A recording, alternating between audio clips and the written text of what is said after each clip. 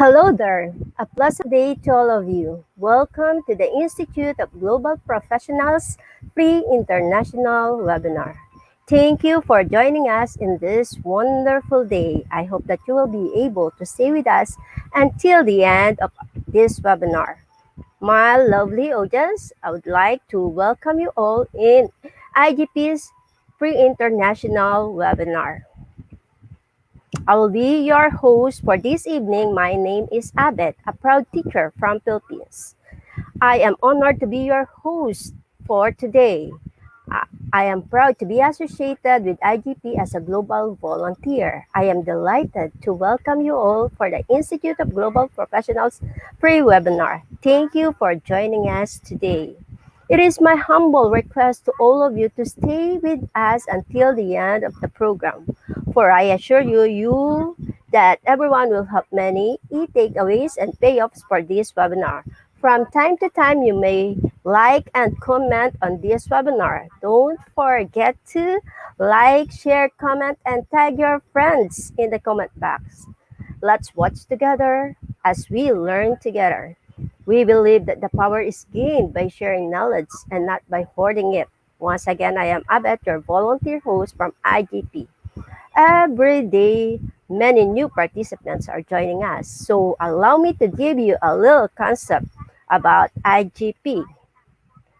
The Institute of Global Professionals serves as student and community resources, providing holistic social work and education towards creating a proficient generation. IGP is leading online skill development with thousands of learners worldwide. I am proud to inform you that IGP is internationally recognized and globally accredited. IGP is your trusted platform to learn new things from the global leaders. We provide webinars, trainings, offline and online courses with the best well-trained speakers and coaches from all over the world to cater you with best learning platform. We believe that it is not enough to increase one's skills by just acquiring formal education. So we provide effective training and consultation to generate a proficient generation. Our mission is to empower and enhance people's skills through webinar. And did you know that we have already successfully completed 200 webinars as of yesterday? With that, we expect that all are being benefited in their personal and professional life with all these webinars, and we wish you that you remain with us in this long journey. Let me remind you once again, don't forget to like, share, comment, and make sure to tag your friends in the comment box. Your comments encourage us to do better and give our best service to all of you. Good day, everyone. I am cordially welcoming you all. For today, we are presenting webinar number 201 with the topic Authentic Assessment in Teaching and Learning. This is part 1 of our webinar series number 1. For this session, we will have two dynamic speakers, namely Petria Lapele from Indonesia and Daisy Galgana from Philippines. Without further ado, let's start the program with the IGP mantra, Feed Your Skills. This is anchored into 3 I's, which is inspire, impact, and innovate. And then, at this juncture, I would like to call on screen our first speaker,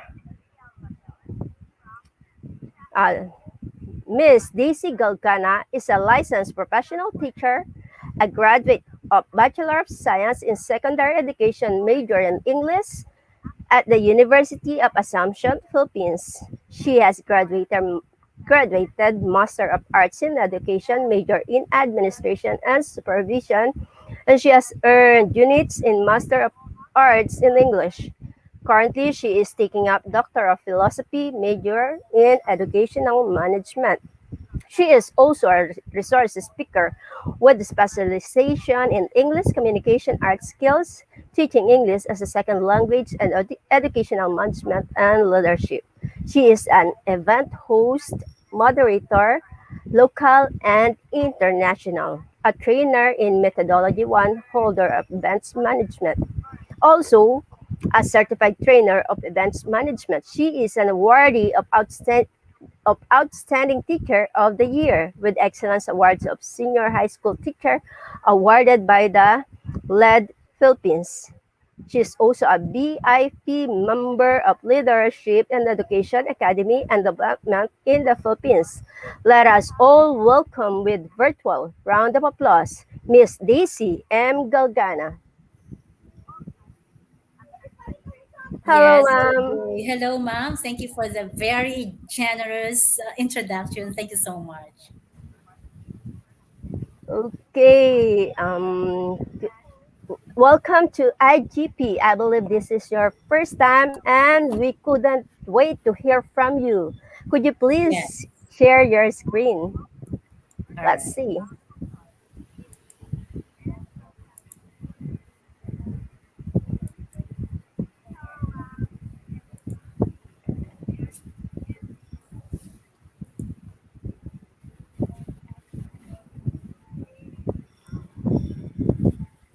Is it visible now, ma'am?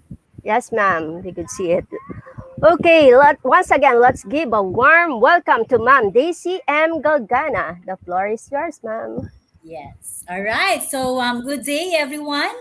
Good evening from the Philippines. It's an honor to be invited here at IGP. Okay, so as one of your speakers, and for tonight, for today, I was tasked to talk about the authentic assessment, okay, of teaching and learning. Okay, so let us first unlock the word assessment. So this is really a big word in education. Okay, so we are going to unlock the word assessment. What is really assessment? So as we can see on my slide, it refers to various methods used to determine the extent to which students achieve the intended learning outcomes of instructions, and of course includes all the measures employed by teachers and schools to answer the question, did my students learn what they were supposed to learn? And traditional examples, of course, we have this very popular quizzes, periodical reports, and more on term papers and journals. Okay, so what is really assessment? Okay, it is actually a systematic process of gathering what, interpreting and acting upon data, no, related to student learning and experiences as well, for the purpose of developing a deep understanding of what students know. All right, what students know, what students understand, okay, and what students can do with their knowledge as a result of the educational experience. Okay, that is the process that culminates when assessment results are used to improve subsequent learning. Okay, so moving on, how about the authentic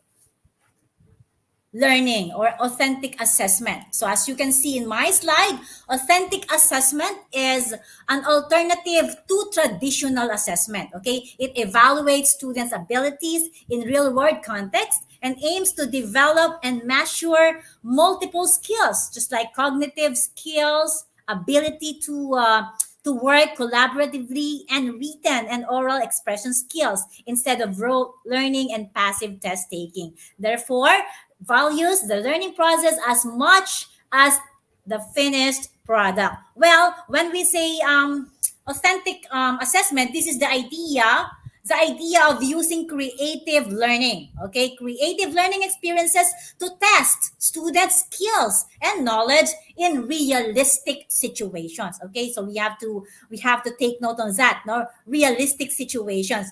And authentic assessments measures students' success in a way that it is relevant to the skills required of them once they've finished their course or a certain degree program. All right. So moving on, these are some of the key points that we will be looking for, no, assessment is an ongoing process, yes, aimed at understanding, improving, learning multiple methods. The criteria and standards evidence are there. And of course, students know, can do, and can understand what I have, that is, I've mentioned that a while ago. And it's more than just collecting data. It's more on skills and development. Okay, so these are some relatively sequences in preparing instructionally relevant assessment. Okay, of course, when we say instruction, it indicates the learning outcomes to be attained by our clients, by our students. And then learning task, of course, specifies the particular set of learning, okay, to which they will be assessed. Okay, and of course, the assessment, which provide a procedure designed to measure a sample, representative sample of the instructionally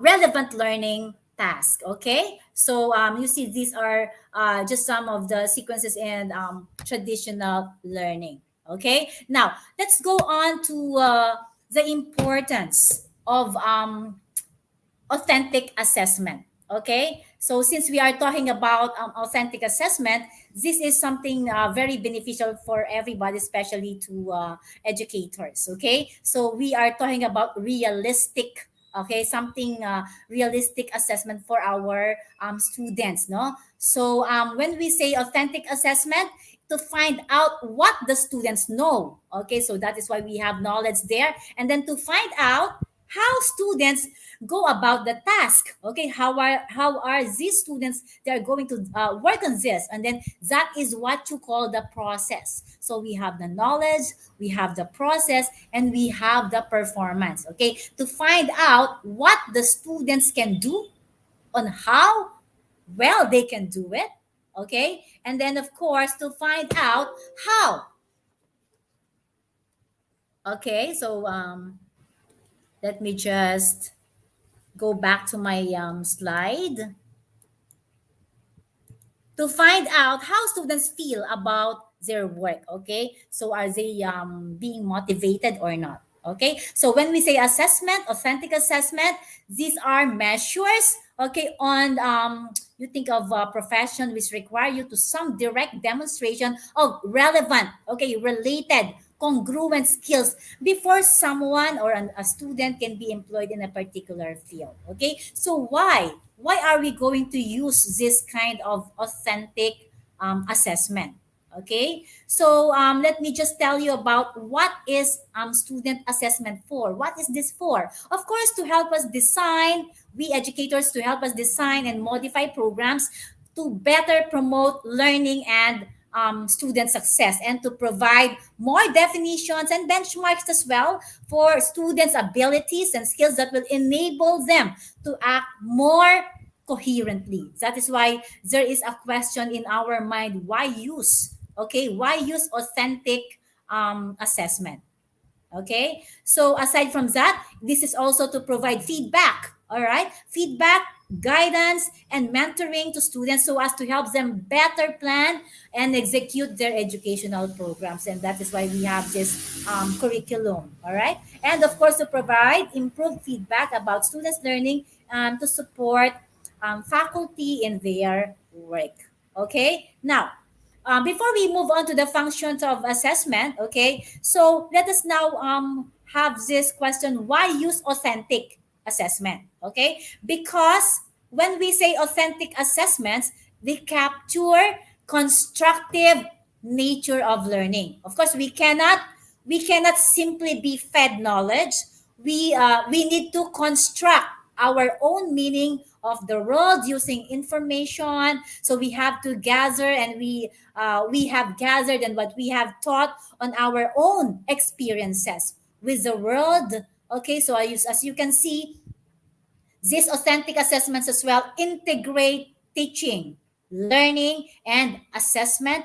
And the authentic assessment model, the same task, okay, used to measure the student's ability to apply his or her skills, no? And this is used as a vehicle for learning. Okay, and aside from that, as you can see on my slide, the functions of assessment. So we have diagnostic. Okay, every teacher knows this one. So we have diagnostic, we have formative, and we have summative. Okay, these are under traditional assessment. Okay, so when we say diagnostic, we tell us what the student needs to learn, and then formative tells us how well the student is doing as the work progresses, and then the summative, of course, it tells us how. Okay, so how well the student did at the end of the unit task. Okay, so that is why we can say that these skills, they are used as a vehicle for student learning.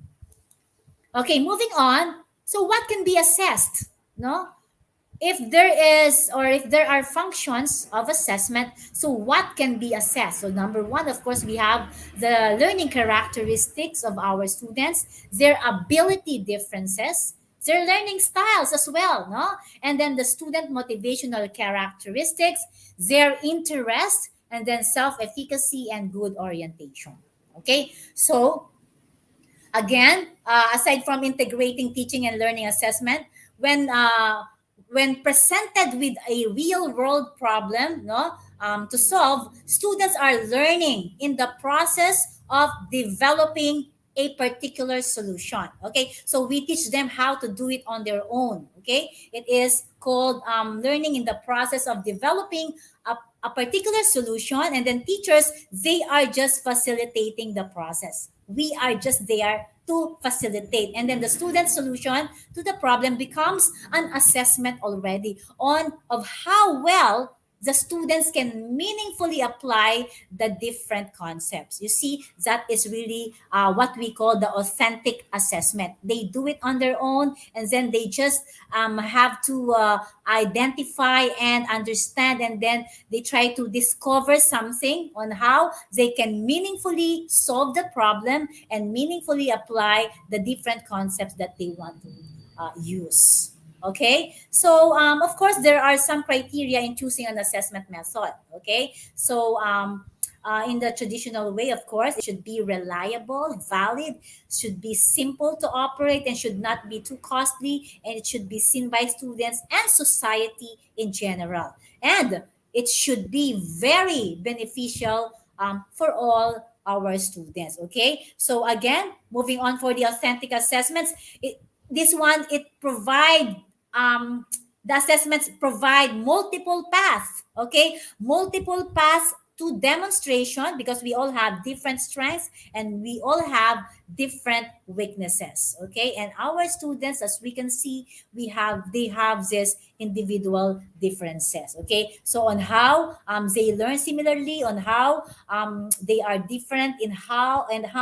they can best demonstrate what they have learned. Okay, so these are the people, of course, involved in assessment: the teacher, the student's peer, okay, and then administrators, and of course, parents. They should know, okay, what is happening to their children. Okay, so again, okay, we keep on talking about authentic assessment. This is actually what the educators are doing right now, no? So testing favors those who are better test takers. Okay, when we do that pen and paper test, okay, just like in the traditional, they favor those who are best test takers. But how about authentic assessment? Okay, so we do not just want to know the content of the discipline when they graduate. These are the students, and we, of course, want them to be able to use the acquired knowledge, not just the acquired knowledge, but the acquired skills in the real world, in the real scenario. Okay, so our assessments have also to tell us if our students can apply what they have learned in authentic situations. Right now, since we are now in the 21st century learning, okay, so we just have to facilitate our students. We give them the performance task, right? The performance task that we are giving them, and then they will just do it on their own, of course, with our guidance as well. Okay, so let's now move on. Okay, so what should we do with the information from our assessment? Of course, we have a lot of instructions, standards, and information from our assessment. Okay, so this one is for diagnosis. Use it to improve the focus of our teaching.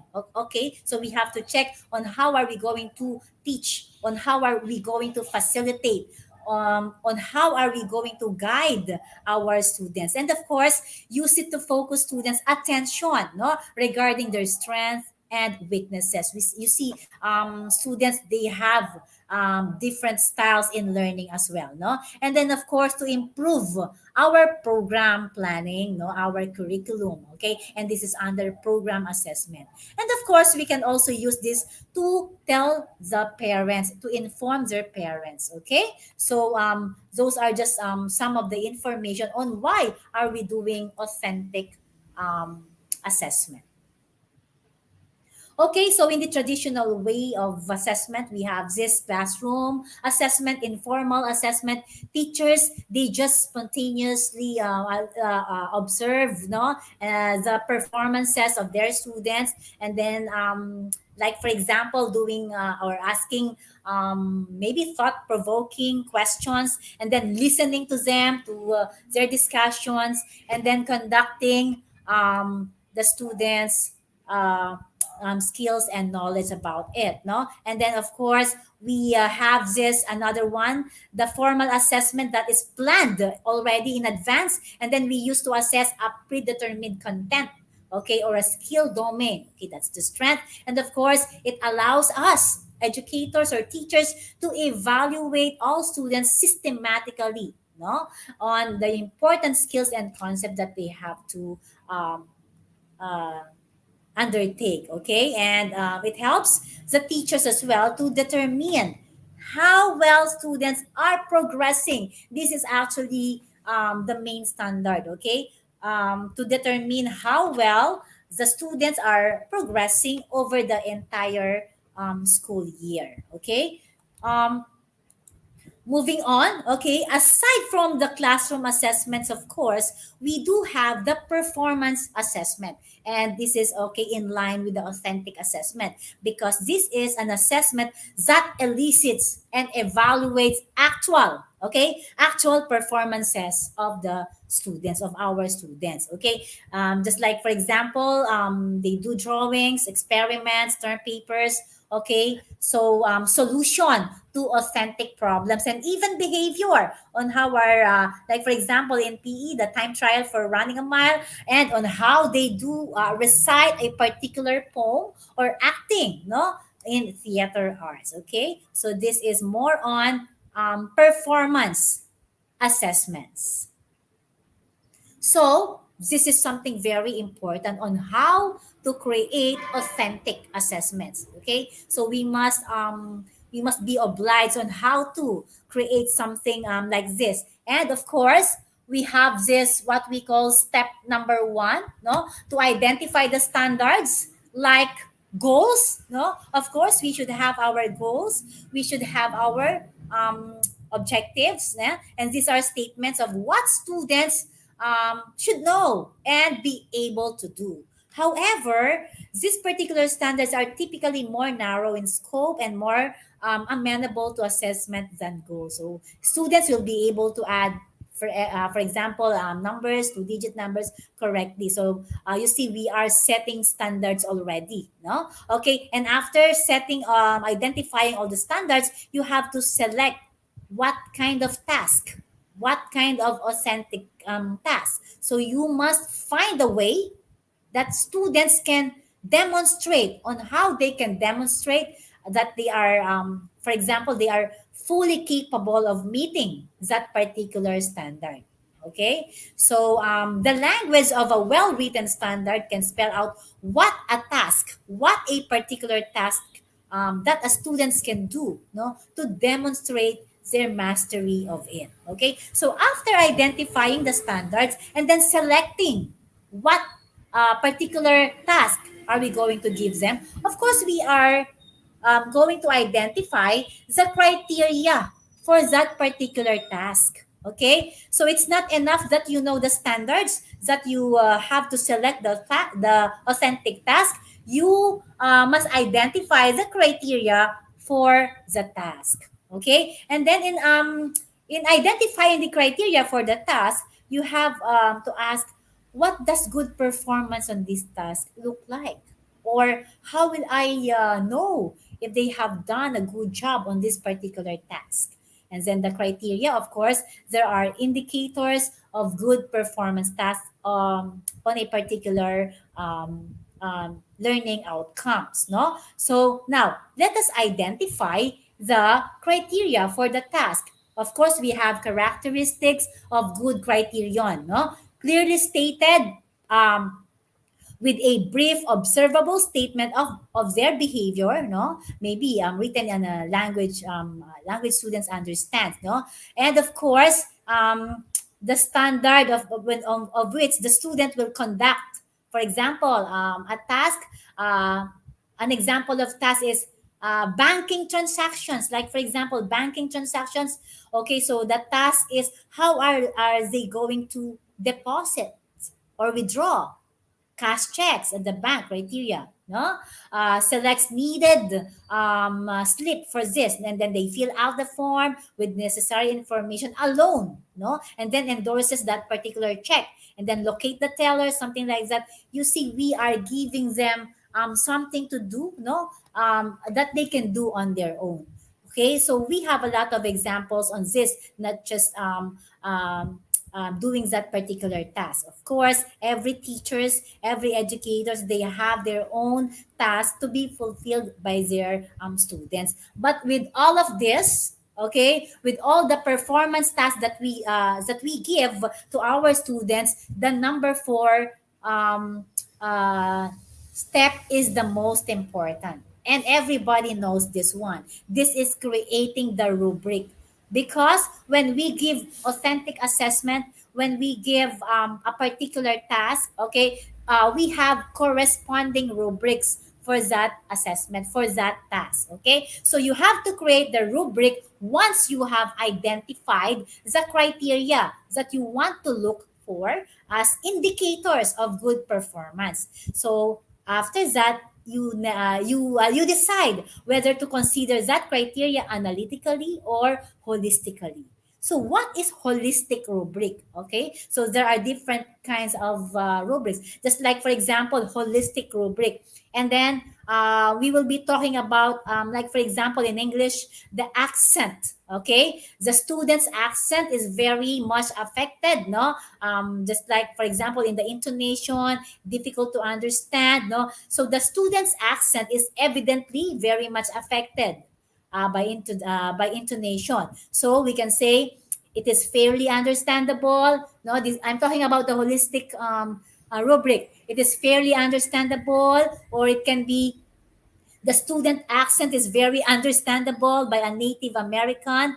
Okay, so and then we can say that the accent has no trace at all, no? And then accent is fairly standard. So you see, there is a step-by-step process on how are you going to create a rubric depending upon the student's performance. Okay, so that's how you grade your students. It depends upon the level on how they do it, on how they perform it. Okay, we also have, aside from holistic rubric, okay, we also have analytical. Okay, when we say analytical, the best example here is composition writing, or we ask the students to work on a composition writing. Of course, we have another rubric for that particular work. Okay, like for example, the work is neatly done. Neatness in words doesn't fit the context, or it's hard to understand. It's adequate but repetitive. So you can choose among those levels on how are you going to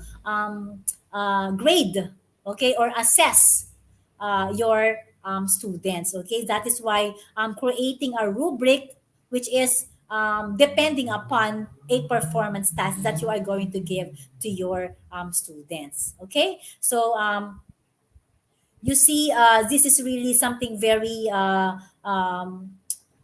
easy to do, but of course you need to do a lot of thinking no, because we educators, we should know how to create a particular rubric to a particular performance task. Okay, so one thing I can share with you is an example of authentic assessment. Okay, so as I have said a while ago, we are doing this performance task. No, we give grade to our students, especially now that we are embracing the new normal. Okay, so we use the online classes, online platforms, and we can really have this particular authentic assessment. Okay, and we can use the grasp task. Okay, so as you can see on my slide, we have GRASPS, the goal. Okay, when we say goal, what do we mean? Okay, so the goal, what task do I want my students to achieve? Okay, this is very authentic actually, no, and we are giving them the particular scenario, okay, the in the real world situation, and they can do it on how are they going to solve it and how are they going to perform it. Okay, number one is letter G. We need to give them the goal. So what task do I want my students to achieve? Okay, so it is something that the goal within the scenario, this is to determine not the current like for example, I will just be giving you an example, to determine current deforestation conditions and possible future trends. Okay, so that is a particular example in the goal, to determine the current deforestation conditions and possible future trends. Okay, like that is just an example for the goal. Your goal is to determine, no, to determine the current deforestation condition, and then of course we will be moving on to the role. Okay, what is the student's role in the task? Okay, so when we say what is the student's role, this is the student, for example, in a given task. Okay, the student, for example, is a member of a team of an investigative scientist. Okay, so that is the role of the student in a particular task. Remember our task, our remember the goal a while ago, to determine the current deforestation conditions and possible future trends.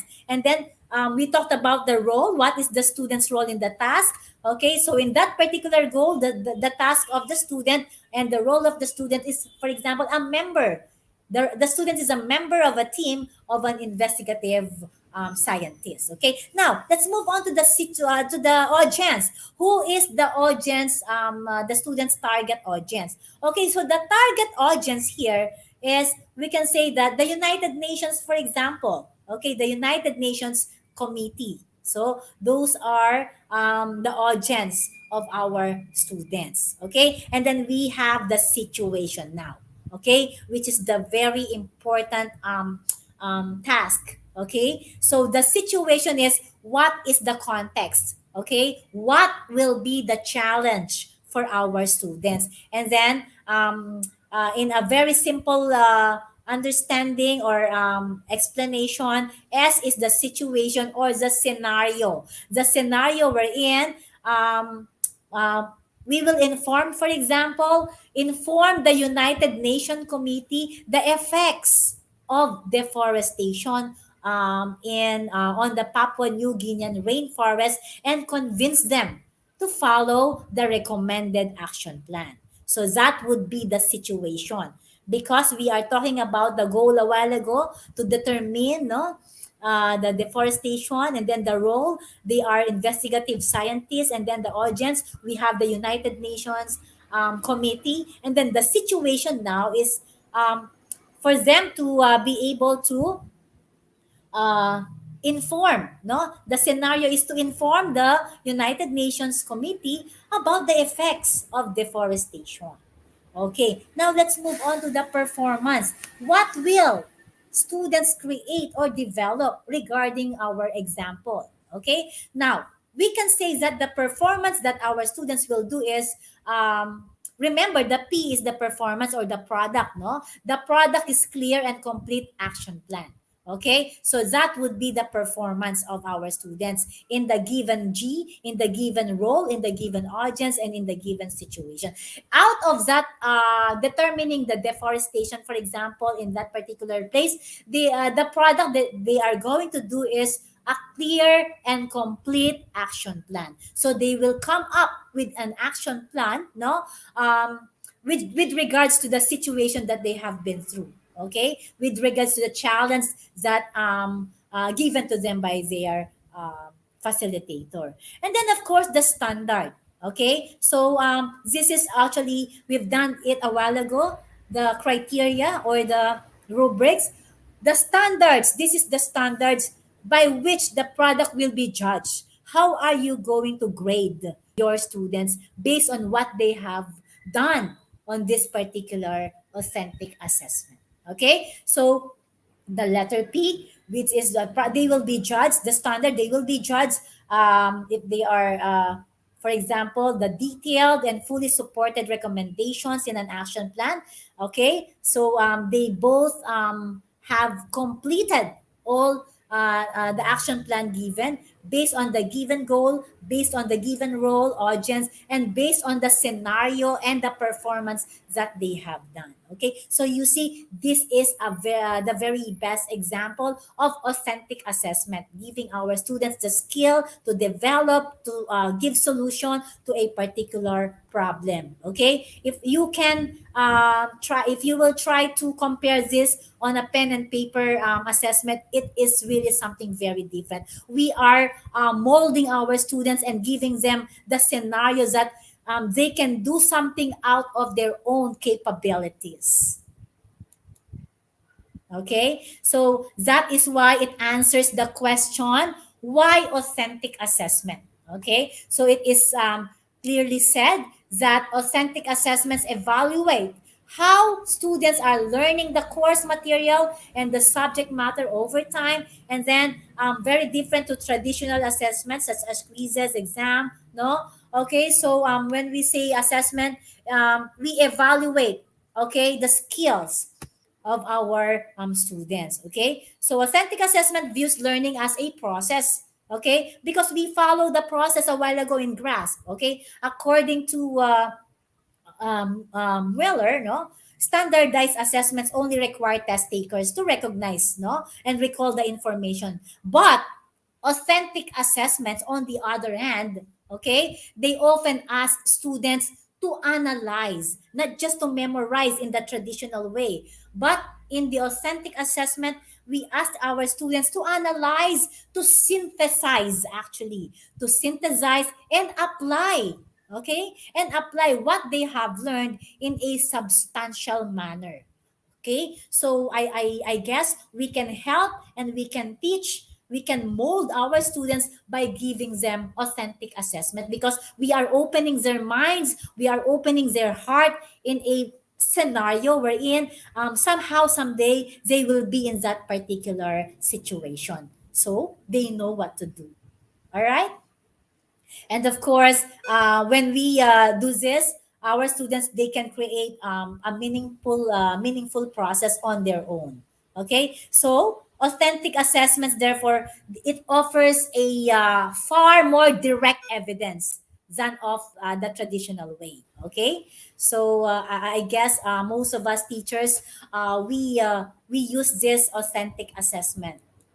Okay, now, before this one, authentic assessments, of course, focus on the learning process, sound instructional practices, and high level thinking skills and proficiencies needed. Okay, not just memorizing, not just answering true or false, not just answering objective type of test, but a high level thinking skills and proficiencies needed for success in the real world scenario. And therefore many our students, they can, we can offer them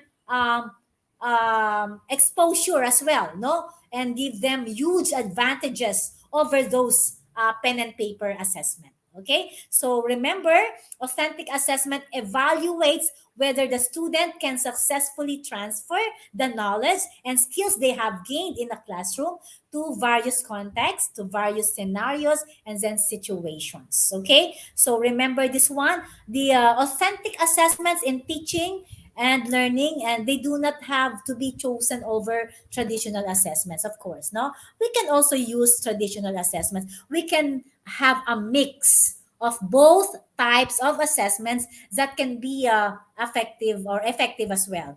In some cases, it depends. But if you want to use authentic assessment alone, you can do it. But if you want to combine, you can do it as well. It depends upon your course objectives and it depends upon your curriculum. But remember, authentic assessment is grounded in theoretical best practices for teaching and learning. And this serves as an effective measure of course learning outcomes. And in many ways, it can be considered the difference between measuring what the students know, okay, and versus what the student can apply that knowledge. Okay, so that is the most important thing. We are teaching them what is in the world right now, no, giving them a full understanding on how they can solve a particular problem on their own. Okay, so that is authentic learning as well. So as I want to end this presentation, this is my favorite from Benjamin Franklin, and it has something to do with our topic for today. No, tell me and I forget, teach me and I remember, involve me and I will learn. Okay, so I guess I have said too much for authentic assessment in teaching and learning. Thank you so much for listening.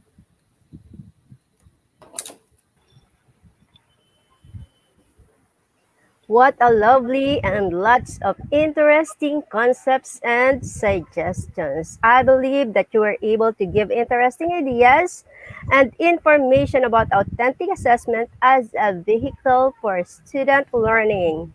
As I have understand, authentic assessment in authentic assessment, we want our learners to be able to use the acquired knowledge and skills in the real world. It also tells us if our learners can apply what they have learned. Am I correct? And also, authentic assessment can evaluate the actual performance of our learners. You also mentioned a while ago that about the functions of assessment and also creating a rubric and identifying whether they are analytical or holistic. Holistic. I'm sure that the participants were able to get the important takeaways. Thank you so much, Ma'am Daisy, for giving your valuable time with us and sharing your knowledge. Yes, thank you also, ma'am. And this is really a wonderful experience. Thank you for Yes, the opportunity. thank you, Ma'am Daisy. Once again, I would like to remind all of you to please support us with your like, share, and comment. Make sure to tag your friends in the comment box. We will be giving the e-certificate link in the comment box, and if you will face any problem collecting your e-certificate, you can go directly from our website, that is www.eduigp.com. Then after collecting your certificate, don't forget to celebrate with IGP by check-in. Once again, let's give a warm virtual applause to Ma'am Daisy Galgana. And this time, we will proceed to our next speaker. Our next speaker is taking up doctorate degree in research in education and evaluation department of state at State University of Yogyakarta. Before she received her MAED degree in English education from University of Muhammadiyah Malang in 2017. She also finished her undergraduate level at the same concern, that is English education at UMM in 2013. Earlier than that, she finished her senior high school in MAN Ambon, and junior high school in SMPN 14 Ambon, and elementary school in SDN 12 Ambon. Our next speaker started working at IAIN Ambon as a government employee in the Ministry of Religious Affairs from March 2019. Her current position is as Secretary of English Education Department before she was teaching English education in several universities in Molucca as a non-permanent lecturer at IAAN Ambon University of Darussalam Ambon, Ambon State Polytechnic, and Mausohi State Polytechnic in 2017. In 2014 to 2016, she joined Language Center of UMM as an English instructor for teaching English for a specific purpose. While taking her undergraduate studies, she taught English in Green Course of Malang East, Java, Indonesia. Besides that, she also worked as a freelance translator, presentation, and publication. She published her research on English education. They are teaching technique used by the teachers in teaching ASP, speaking at Civil Engineering Department at the University of Muhammadiyah Malang, and need analysis on the material development of teaching ESP speaking, selecting materials for ESP speaking classroom, and the cultural symbol of Akorogtigi in the wedding tradition of Makassar Society. She also joined an international conference as a presenter on the third Asia Pacific Education Conference that is enhancing education practices to face current global challenges at the University of Muhammadiyah Purwokerto by the title Classroom Management in Teaching SP at the University of Muhammadiyah Malang, a study on the teacher's professionalism. That's all. Welcome with a round virtual applause, Miss Petria Lapelli from Indonesia. Welcome, ma'am. Hello. Okay, how are you Yes, doing? thank you for introducing me. Yes, welcome to IGP. Okay, Yes, this is my first time to that's join. good. Congratulations. Okay, Okay. could you please share your screen? Okay, well, let me share my screen.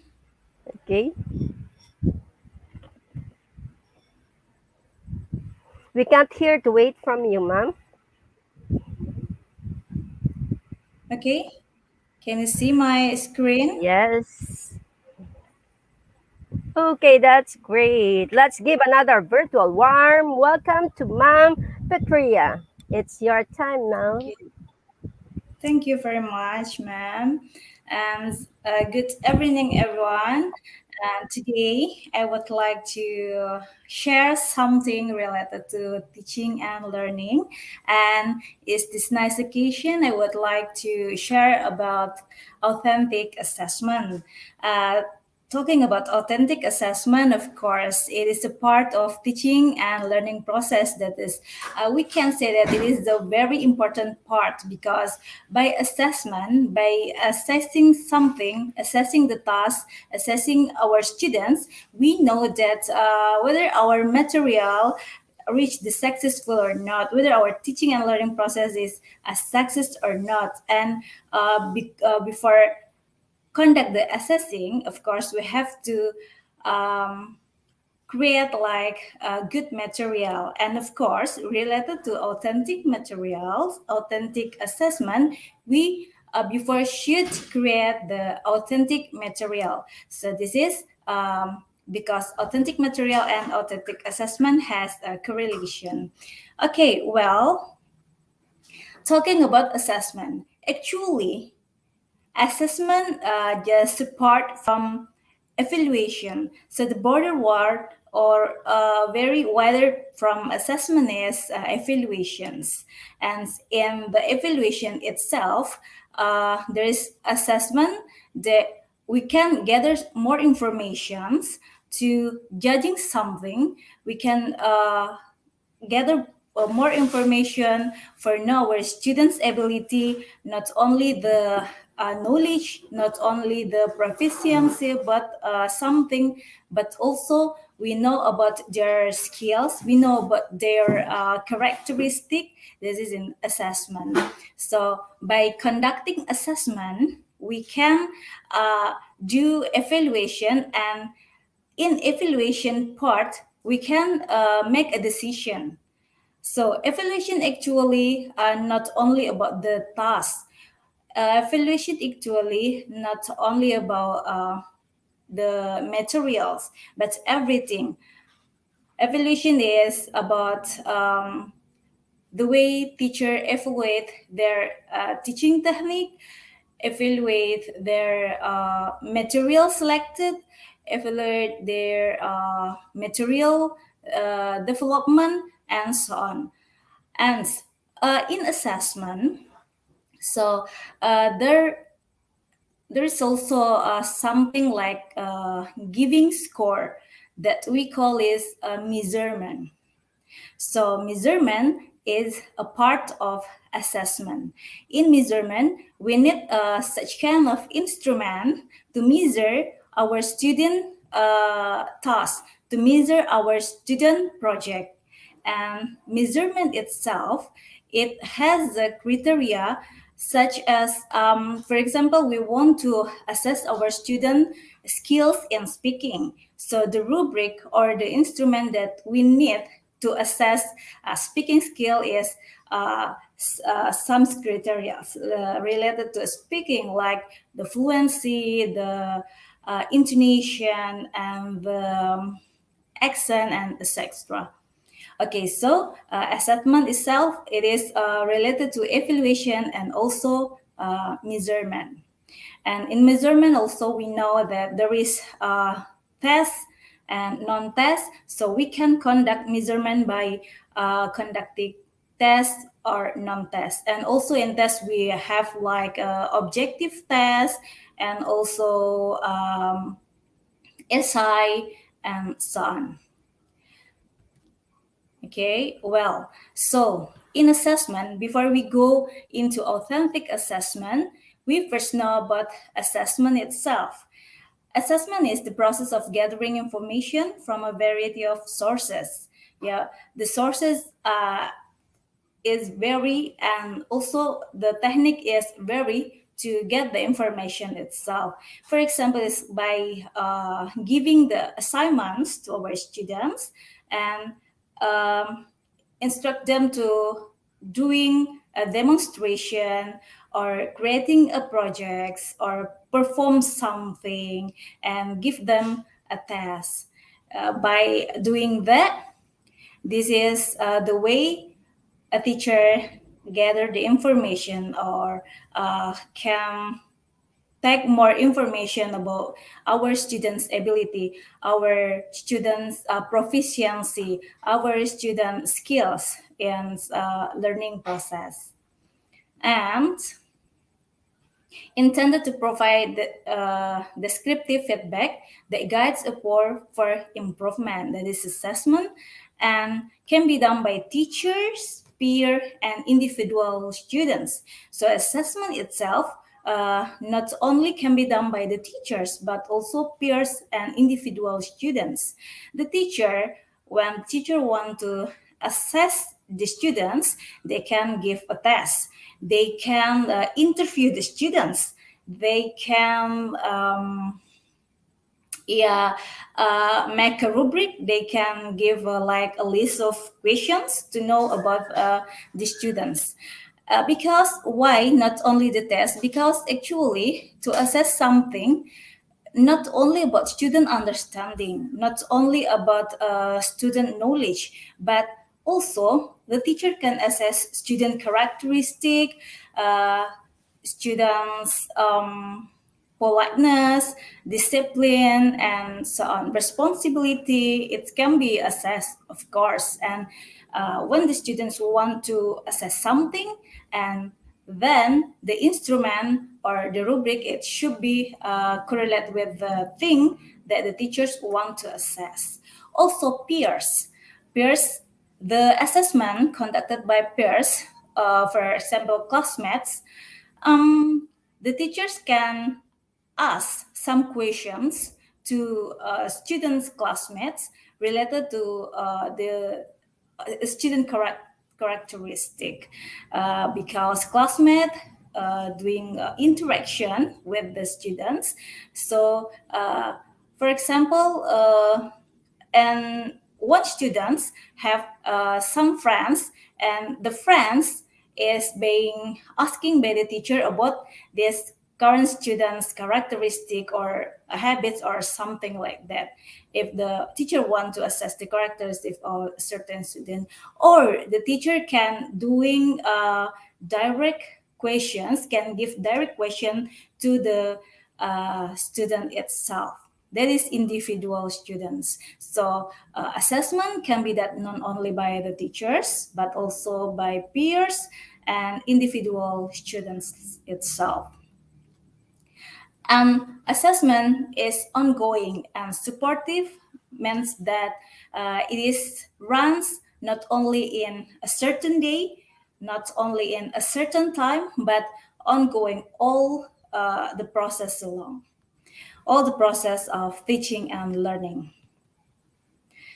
And well, how about authentic assessment? Before we tell about assessment, and now how about authentic assessment?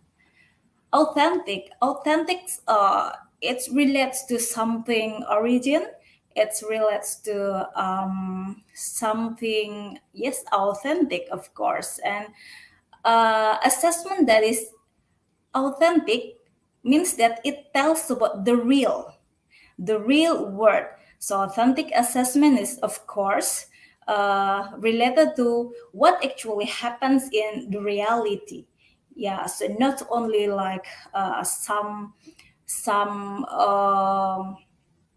theory, it is not, but actually what is happening with the students in their daily life, in their reality. And because when they are graduate from the school, they have to be able to demonstrate, they have to be able to perform what the materials that they learn when they're at school. So assessment, of course, assess so many complete things. That authentic assessment assess integrated learning. Yeah, integrated learning that targeting effective cognitive and psychomotor. So not only about the student cognitive, but also the affective, cognitive, and psychomotor aspect. As we know in traditional assessment, actually teacher just conduct like assessment on cognitive aspect. And when they want to know about student mathematic competence or student mathematic proficiency, they just give some questions, and students answer the questions, and then the teacher give the score. That's all. That is in traditional assessment, but not in authentic assessment. The students, teacher not only assess students' cognitive, student knowledge or understanding or proficiency, but how the students respond something, how the students reflect a certain thing. It is also can be assessed by the teacher and conducted authentic assessment. Yeah, so it is integrated with affective, cognitive, and psychomotor aspects. And of course, by using appropriate techniques. What is meant by appropriate techniques? Mean that the things or the aspect that will be assessed have to be assessed by instrument or a technique that relate the appropriate with the aspect that will be assessed. It should be matched. Yeah, it should be matched. It is very important because we cannot assess some aspect with the technique or the instrument that is not appropriate, that is not sweet, that is not matched with the aspect that will be assessed. So the appropriate technique It is to prove whether students have achieved a lesson or not. Again, assessment that is integrated with learning, targeting affective, cognitive, and psychomotor aspect by using various appropriate techniques to provide whether students have achieved a lesson or not. And because it is authentic once again, authentic assessment says students are asked to perform real work.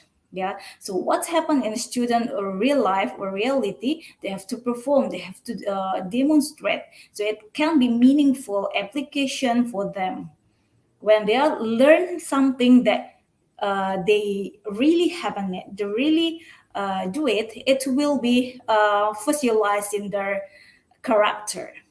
That is the very important point in the authentic assessment, actually. And when a teacher teaching the students and when teaching and learning process happen, actually we want to meet like something that success, or we want to reach the successful teaching and learning process. Here intelligence, someone intelligence, our student intelligence have correlation with the success. How come our students intelligence meet the success? We have to look at these three domain, or these three aspects: the cognitive, affective, and psychomotor, as I said before in the definition of authentic assessment. So what is cognitive aspect? In cognitive aspect, actually, teacher looks of the students' language intelligence, for example, or their mathematical logic intelligence, or their knowledge, their comprehension, how the student can analyze something, how the student can applicate something. This in cognitive aspect. And actually, as we know in taxonomy Bloom, that there are some criteria, there are some level, yeah, six level, if I've been mistaken, about the cognitive aspect. That's how the student can understand, how they can comprehend, how they can analyze, and how they can develop the materials. And next, effective. Effective, for example, is the interpersonal intelligence of the students, also the intrapersonal intelligence of the students, and receiving and responsive, and also the characteristic for the students. So we know that maybe in cognitive, we can use tests to assess students' cognitive. Um, Objective test, or oral test, or something like that. And in effectives, when we want to assess students effective, we have to make, if for example, student characteristic, we observe how they are, how they act in every daily at school, how they respond the students, the other student, or the teacher, and how they interact in the classroom. We can assess it by conducting authentic assessment in affective domain. Next is about psychomotor. And psychomotor aspects, for example, is like kinesthetic intelligence of the students, or we assess about the spatial visual intelligence of the students, and also the musical intelligence of the students, and how the student can create something, they can adapt at something, they can respond of some things, is in psychomotor um, aspects. And next, about the characteristic of authentic assessment. Of course, that something that makes it different from traditional assessment, the character of authentic assessments, there are several characteristics. The first is like complete learning. What is meant by complete learning? So ensure that every student is complete in understanding the learning competencies. Means that when the teacher teach a material to the students, and in the end of the teaching process, the teacher have to make sure that all of the students all of the students individual is really complete understand the materials, not only think that yeah, okay, material is finished, then it is finished. Not only in that point, but complete learning is make sure that all students understand completely about the material is being taught. Yeah, so not finish in the material, but all the students should completely understand about the materials. And complete learning performs assessment requires students to demonstrate their knowledge, skill, and strategies. Not only they understand the knowledge, not only they understand the material, but they are able to demonstrate it. They are able to transfer the knowledge into something that real and real action. And authentic task, yeah, authentic task is one which requires to the students to knowledge and skills to produce a product or complete performance. And here in authentic task, authentic we have to give a material that authentic means that the material is in their really life, and the students know about the materials because it is happens in the student's life. And not only to understand, but the student have to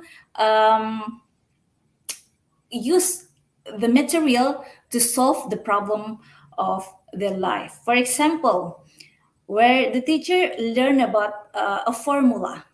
So the teacher not only memorize the formula. In traditional assessment, when we ask a formula to the students and the student can answer the formula, so the score will be good. But in authentic assessment, it is not at the level.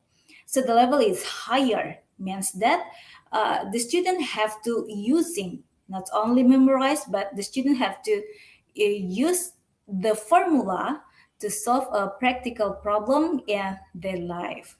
So that is authentic task. And then how about the context? The context is the setting. Uh, they should be as real as possible, as I talked before. And the setting include the time allowed to complete the task should mimic or duplicate the context faced by professionals, design, and customer. For example, is we are teaching English. The teacher are teaching English, and it is about speaking, for example. And the topic is to promote a product, how to promote a product, for example. Yeah, and okay, in promoting a product, you have to tell this blah blah blah blah and blah, step by step, the characteristic, the good way in promoting product. So the theory about good way to promoting product. But in authentic, the authentic one is students not only know about the way, the theory to promote product, but the student have to demonstrate it. Yeah, the student have to do like they promote the product, how to promote the product in good ways. So they act like they are promoting a real product. Yeah. So by that way, the teacher can assess whether the students understand about the material or not. As I tell, the example is in this case is promoting product and speaking skill. Yeah, that is about the context. And the criteria.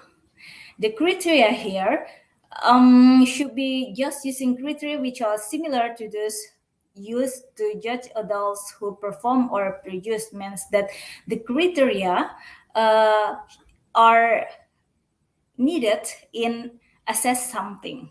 Yeah, for example, focusing on mechanical errors when judging a paper is not appropriate, but judging a paper based on organization and based on the content.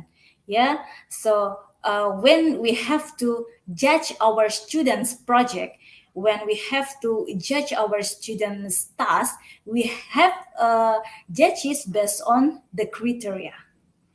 So the criteria have to based on the topic, based on the subjects, based on the material that the teacher asked the student to do that. So it is match. Yeah. So don't make a score or don't judge students task by compare them to their classmates. It is not good. But the teacher should have a clear criteria to judge the students perform, to judge the student task or assignment.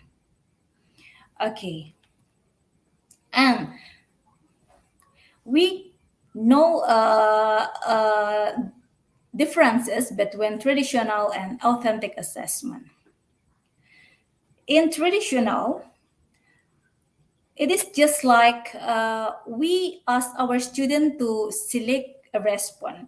We just ask our student to answer the question uh, by without developing their critical thinking, but not in authentic. Authentic ask students to not only about memorize or understand, but performing that task. They have to create more than selective response, but they perform that. They demonstrate the task. And in traditional, like the teacher, the students also the teacher assess just countrified, means that based on the theory, but in authentic assessment, the teacher assess the real life of the student itself. And in traditional, it is just recall and recognize some material. Not in authentic, the student have to construct, the student have to applicate the materials. And in traditional assessment, it is teacher structure. The teacher plays so many rules in teaching and learning process. Difference with authentic students are place so many rules, and it is important for the students to can solve their problem, can solve their weaknesses when they find in teaching and learning process. So the students play so many roles than the teacher. The teacher just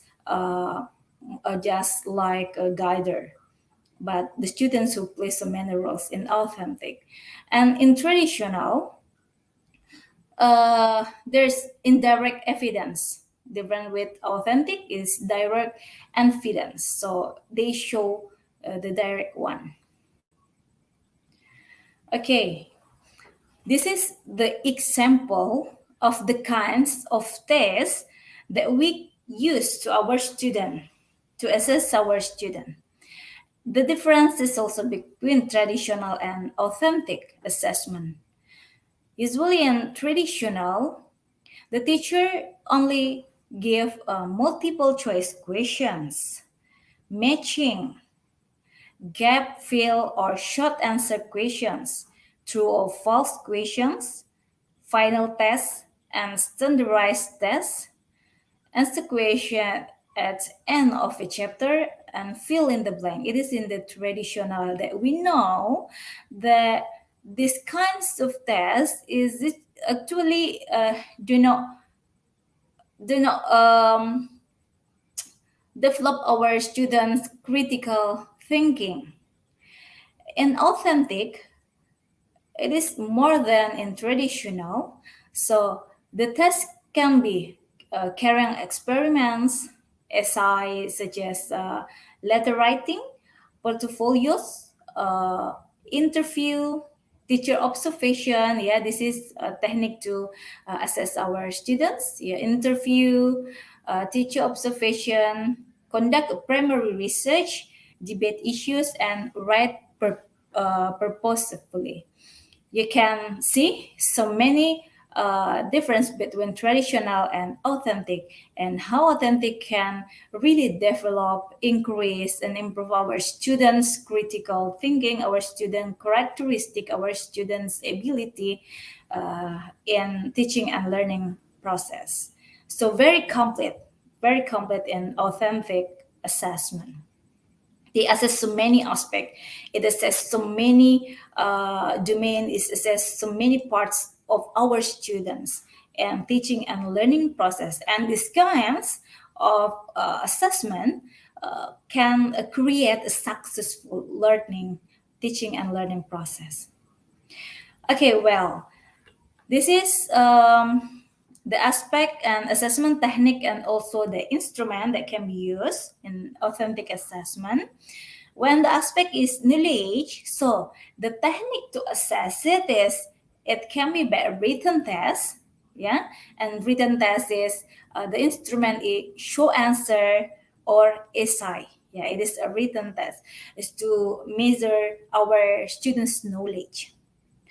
Or oral test. Oral test can be assessed by the teacher. The teacher prepare the list of the questions. Yeah, by asking the question to the students, and the teacher can assess the students' knowledge. So knowledge can be assessed by a written test and oral test. And written test is like short answer and essay, and oral test is preparing a list of questions.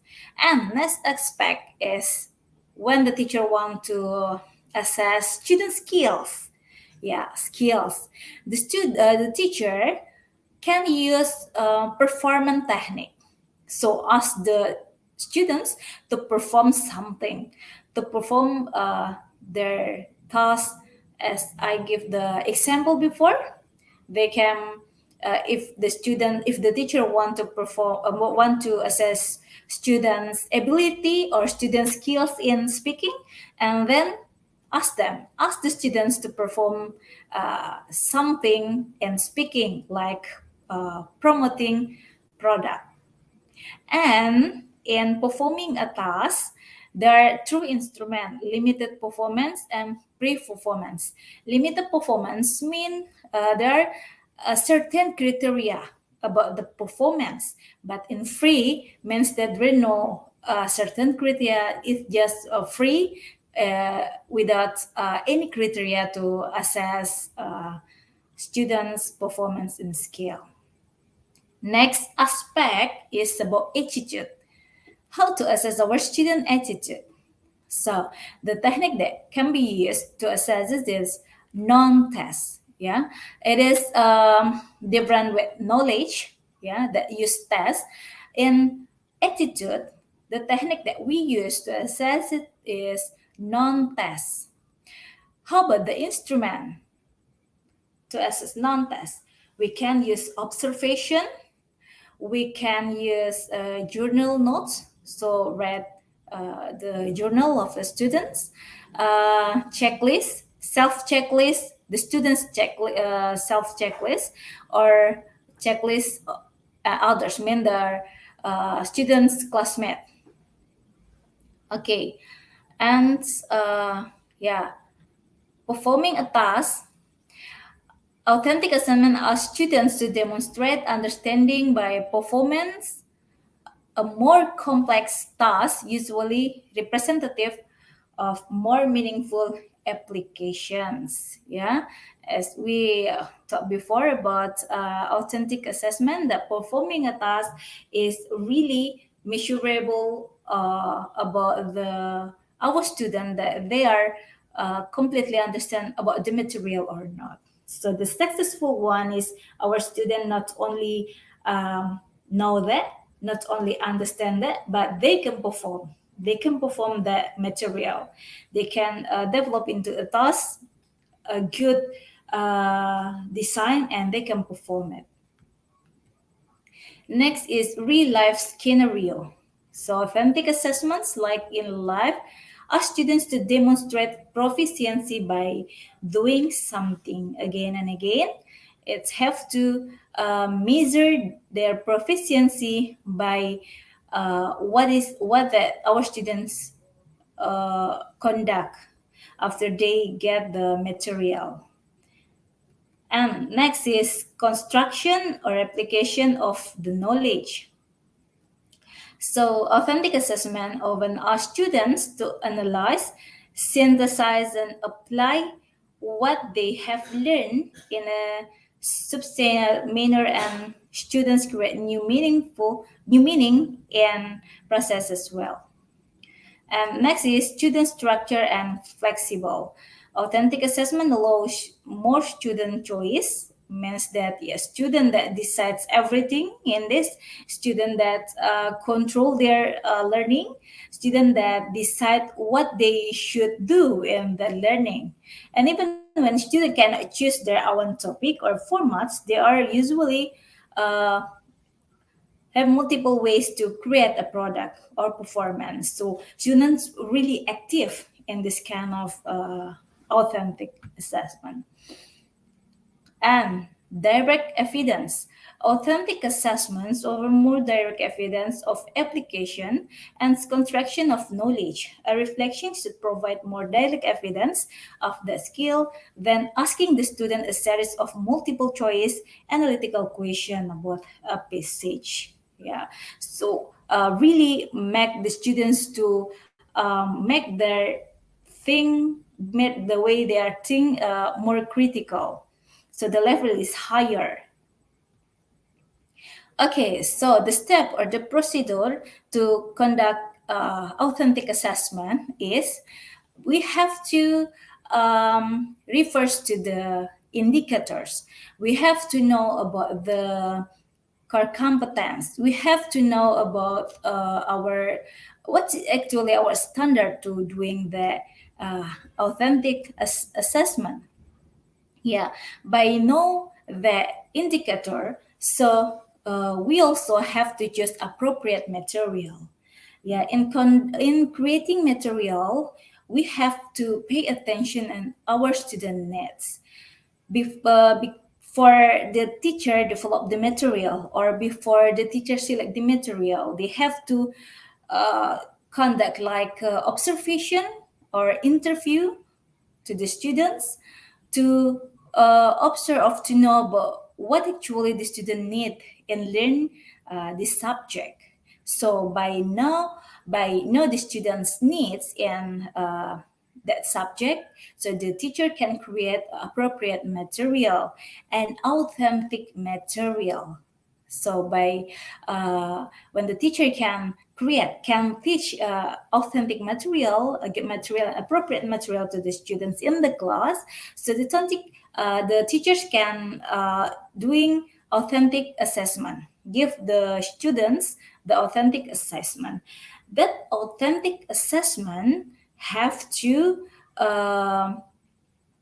measure by some criteria, certain criteria, and then we have to the criteria have to appropriate with the materials that want to be assessed and have to make it like in rubric and rubric, so it makes the assessment more clear what kinds of aspect that we want to assess, what point that we want to assess, and what is this how about the score, yeah, how about the score, so everything is clear in the rubric. So when we assess our student assignment, it's really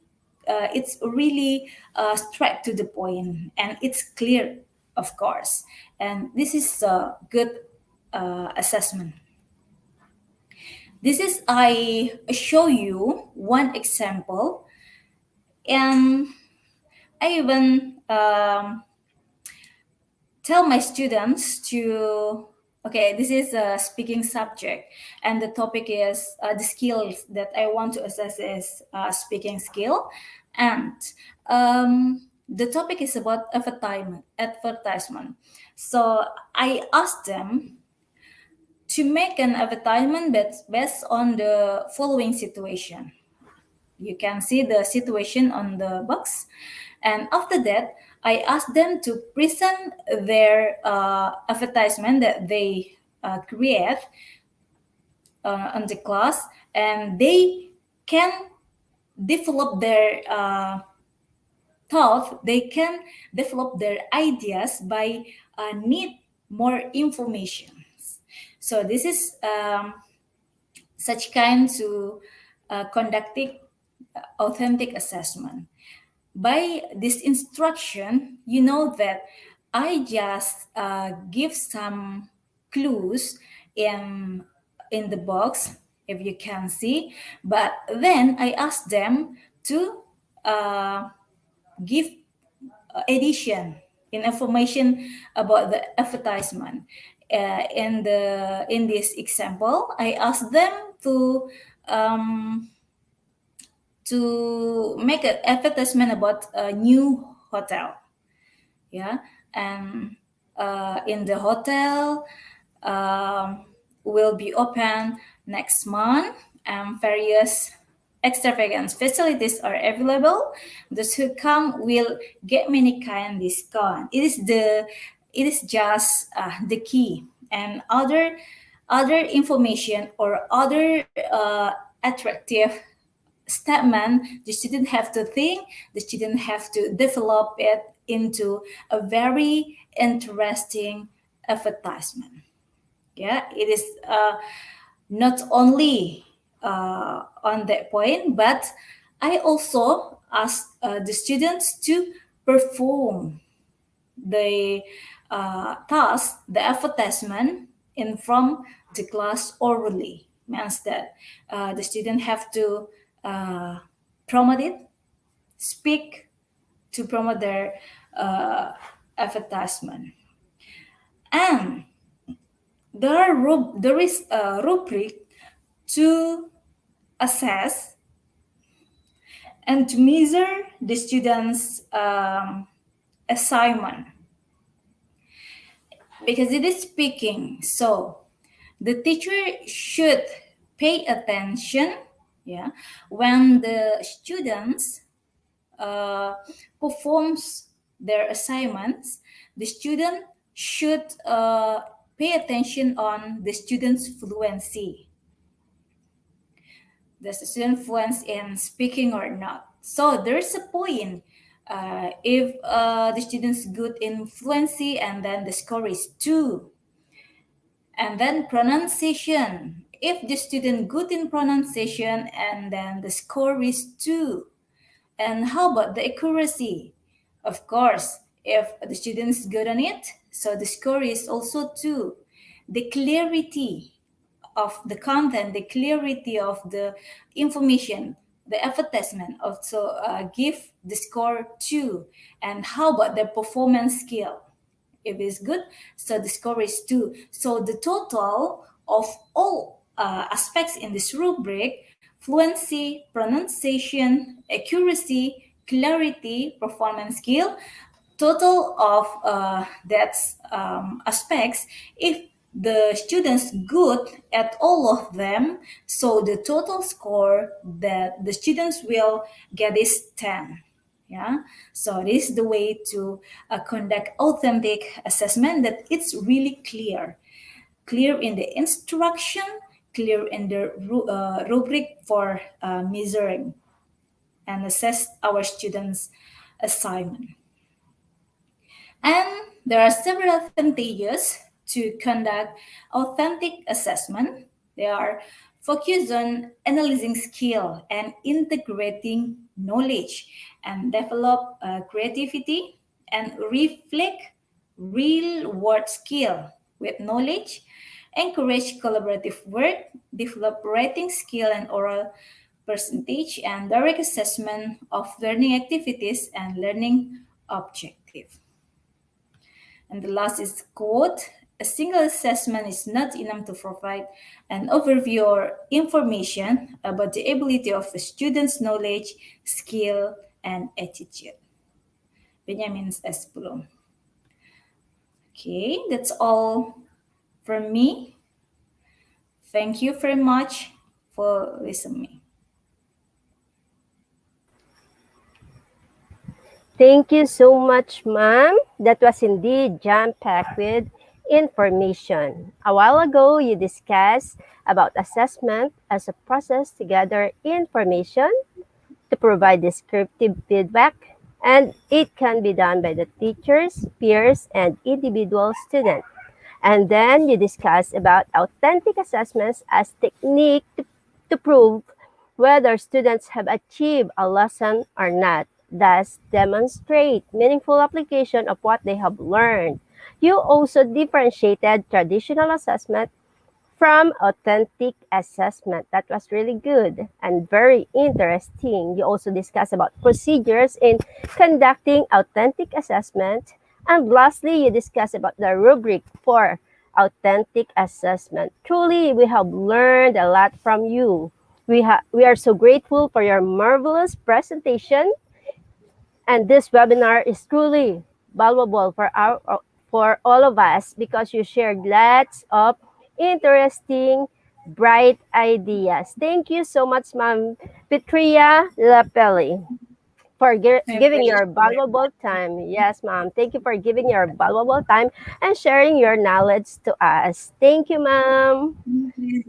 Once again, I would like the audience to give a virtual round of applause to Ma'am Petria Lapelli.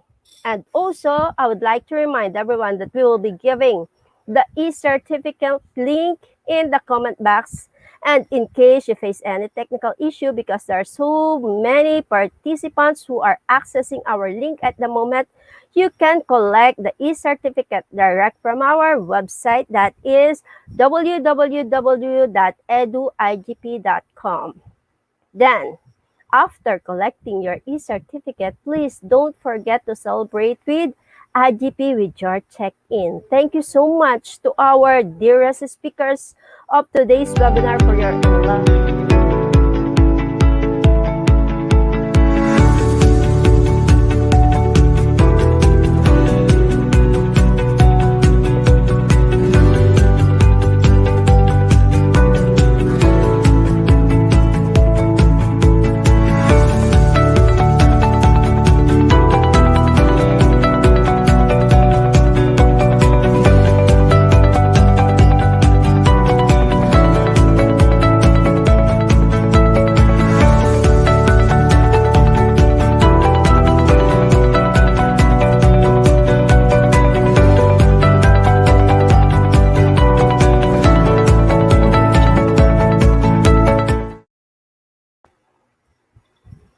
Okay, we will now proceed to our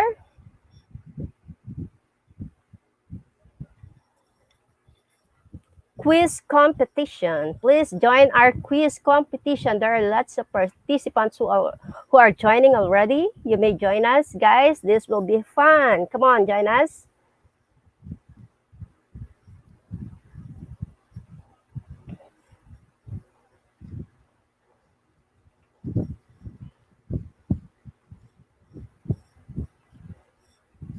This is at slido.com and our code is IGP quiz.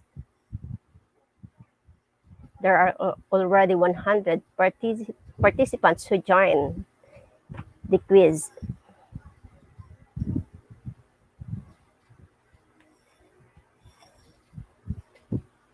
Okay, come on. We're still waiting for some more participants and we're giving them time to join. Don't forget our code, that is IGP quiz in capital letters.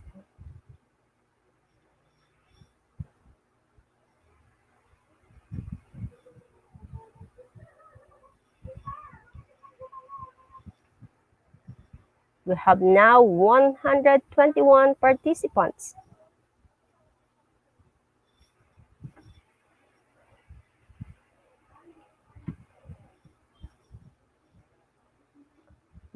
You may click the link in the comment box to join the quiz competition. Then enter IGP quiz for our first question. For classroom management strategies to be more effective, there's need to be proactive well-being support for teachers. Is it true or false?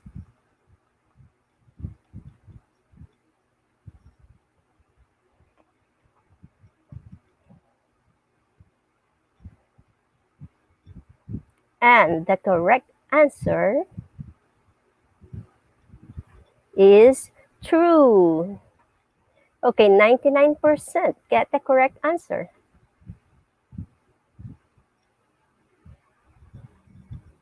Question number 2. Students develop and use more effective strategies such as detection and self-assessment. Choose whether it is error, threat, cheating, or radiation.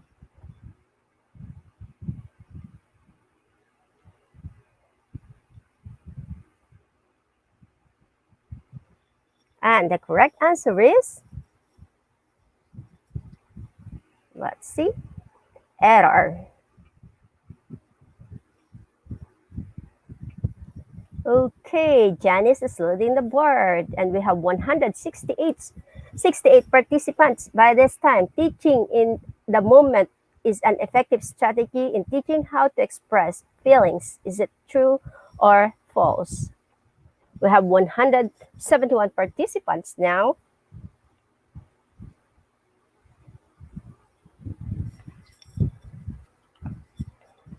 And the correct answer is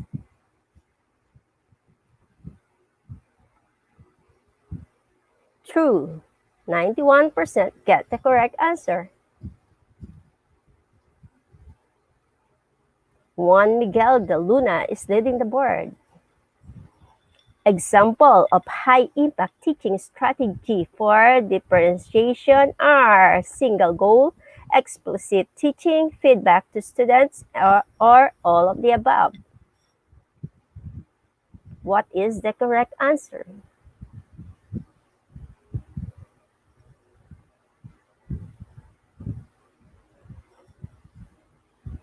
The correct answer are all of these and 92% get the correct answer. Juan Miguel de Luna is still leading the board. Okay, next question. Teachers understand the effectiveness of their teaching and select and adopt strategies to blank. Organize fun activities, plan for end-of-year drinks, meet students' needs, get out of yard duty.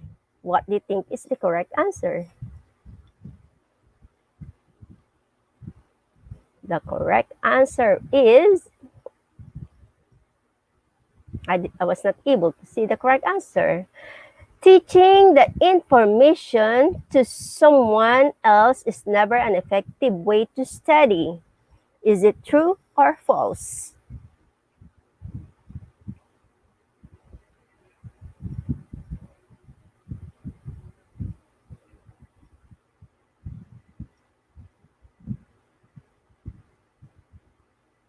The correct answer is false. Next question. Jeneline is leading the board. Which of the following are example of effective classroom management strategy? Establishing routines, keep students engaged, creating clear expectation, or all of the above? We have 184 now in our quiz competition. The correct answer is all of the above, and 96% got it.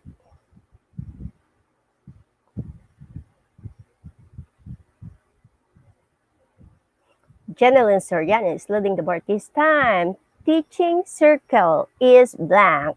Is linear, only happens once, or is ongoing, cyclic, and continuous? What do you think?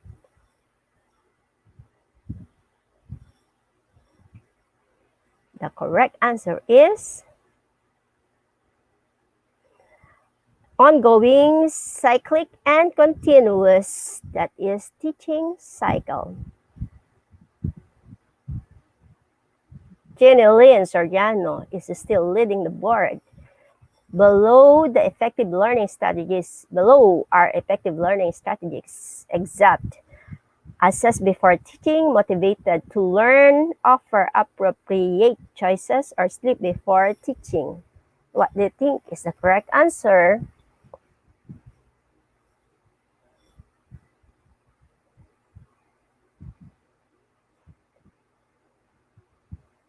Sleep before teaching.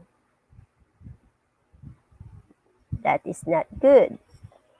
Okay, effective teaching strategies means give them a referral, get mad, make fun of them, ignore them, provide assistance, and provide positive reinforcement.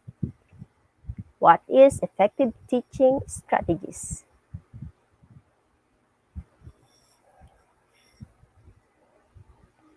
The correct answer is provides assistance and provide positive reinforcement. Congratulations to all the top 10. We have Juan Miguel de Luna with rank number 1. And then let me see. First we have Juan Miguel de Luna. Next is Nu Hamida Emach. Next is Hawasa Reg. And then Jenelyn Soriano, and then Maria Elena Beltran, and then John Paul De Luna, and the Locardo Jr., and then Nauru Glatun, and Mary Jane, and then last is Dina Amdos.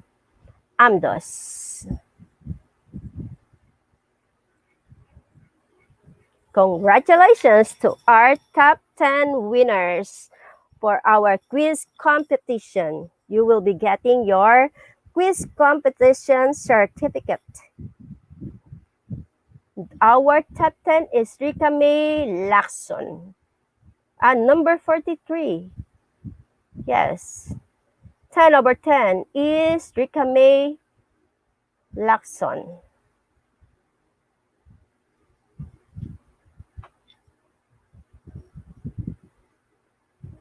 Okay.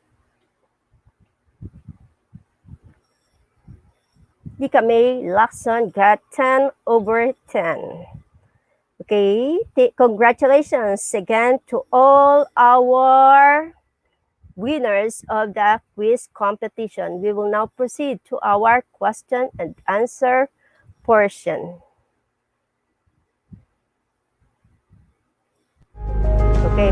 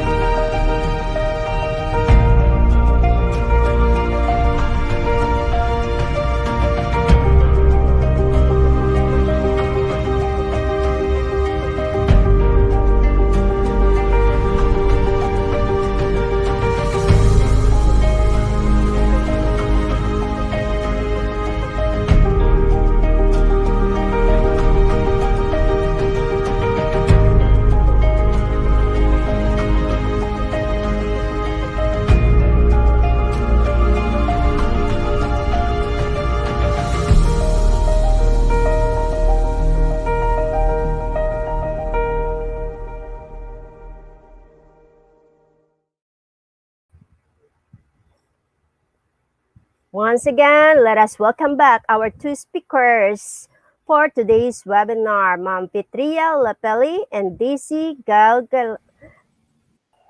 Welcome back again, ma'am. Okay, for our dear audience, you may start sending your questions. Don't forget to address whom among our speakers you would like to answer your question. Okay. Now, we have our first question from Peruz Akbarov to Miss Daisy and M. Galgana. Do ways of authentic assessment contradict with how international language tests are held, namely IELTS or TOEFL and others, which are based on familiar topic with less real-world situation and authentic content. Okay, so yes, thank you so much, Mr. Ferouz Al-Bakhrov. Well, as I have said a while ago, authentic assessment is this idea of using creative learning experiences, right? But in my last slide, I've explained that, of course, you can combine, no? What you are saying is the IELTS and of course they yes, they have this less real world situation, but you can also make use of them. It depends upon your objectives and it depends upon in your curriculum. Okay, so also the authentic assessment is more on the real world scenario, but we can always make use of this topics under IELTS and TOEFL. Okay, because we can combine, we can use, we can mix. It depends upon the um, the curriculum or your objectives as well. Thank you. Thank you, Ma'am Daisy. Do we have our next question? From Mr. Peruz again to Miss Petria this time. Is it practical for an average public school or college teachers to target students' affective, cognitive, and psychomotor aspect all in one mode of assessment? Can we do it in one mode of assessment? Okay, thank you for the questions. Can everyone hear my voice? Yes, ma'am, we can hear you. Just go on. Okay, so in conductive, affective, cognitive, psychomotor, and average public school or college teacher, it is very necessary for the teachers to conduct that because in today's learning, the teacher not only have to assess the cognitive aspect of the students, but the all aspect that integrated in that three aspects.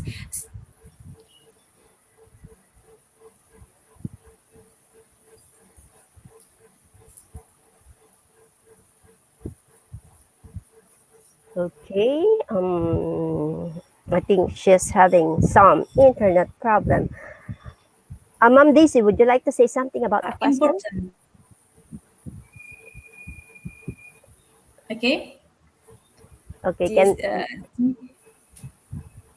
okay, I will repeat once again. So it is very essential for conducting the assessment of three aspects because to create a successful learning, the teacher can have to create the students good in attitude, good in character, and good in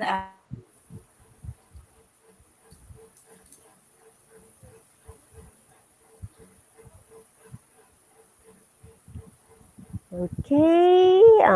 I think she's having another technical problem. Could we proceed to our next question? Let's proceed to our next question from Terry Toro Toro.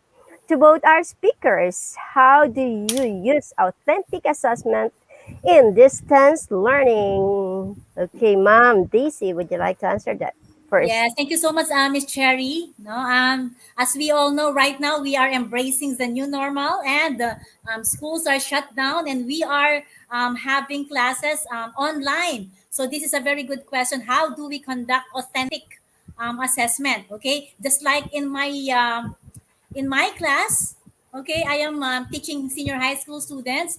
Instead of giving my students or teaching my students about to report something or tell something about different topics that we have in our subject, I let them create something new. Just like, for example, the authentic assessment that I did is that I asked them to make their own webinar series. Actually, no, I involve them on how to do it. Like, for example, I give the topics. Instead of reporting the topics, they will be the one to conduct. Okay, they will be to conduct and act as speakers in our class. Okay, so in that way I can give them the real world situation, that in an online class it's not always the teacher who talks. Okay, we can give our students something that is very authentic, wherein they will be able to experience on how to become a speaker. Okay, or someone who is in the conference, okay, using online platform. Okay, that's great. Okay, Ma'am Fitria, would you like to say to answer the question? Okay, how I conduct my authentic assessment and distance learning is in online learning. I explain about the materials for the students, and for the assignment, I ask them to create a project, to create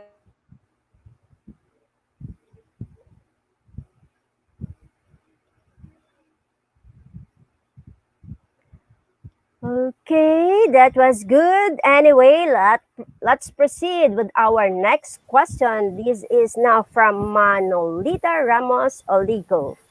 For Ms. Galgana, what are specific challenges that teachers encounter? First, with students, second, with parents, and third, principals, and how will they deal with it? All right, thank you so much, Miss Manolita, Miss Oligo. Okay, so what specific challenges that teachers encounter with students? Well, with my students, usually since we are now in using online platform, the usual challenge that I experience is that sometimes my students are not around. They cannot enter the class, the online class, because of internet connection. We are really Yes. struggling, all of us. We are struggling on this, no, it is really a great challenge and a battle for especially for teachers waiting for my students and they are not there. You see, that is the greatest challenge that I have with my students. With the parents, maybe sometimes I the challenge is that I cannot have this proper communication with them as well. Okay, due to the fact that we do not have face-to-face classes, so we can't meet personally. So we just use messenger chat, something like that. Sometimes it's quite very hard. Okay, so when it comes to my administrators or principals, well, I guess I do not have any problem so far, because my administrators, they are very very cooperative, supportive, in a way that we really, when we really need each other, we just have to collaborate further for the benefit of our clients, and these are our students. Okay, that's good to hear. Do we have our next question? Now we have the question from Mirasol Silaga. To any of you who could answer this. As an educator, how to come up with authentic assessment for learners? What if the assessment in teaching was wrong along along the run? How will you correct it? Please cite examples. And thanks. All right. So, well, since we are dealing with authentic assessment, no, we can come up a lot, no, with a lot of authentic assessment for our learners, no. We will just have to use the grasp that I discussed a while ago, no. We just have to involve our students in a real world scenario.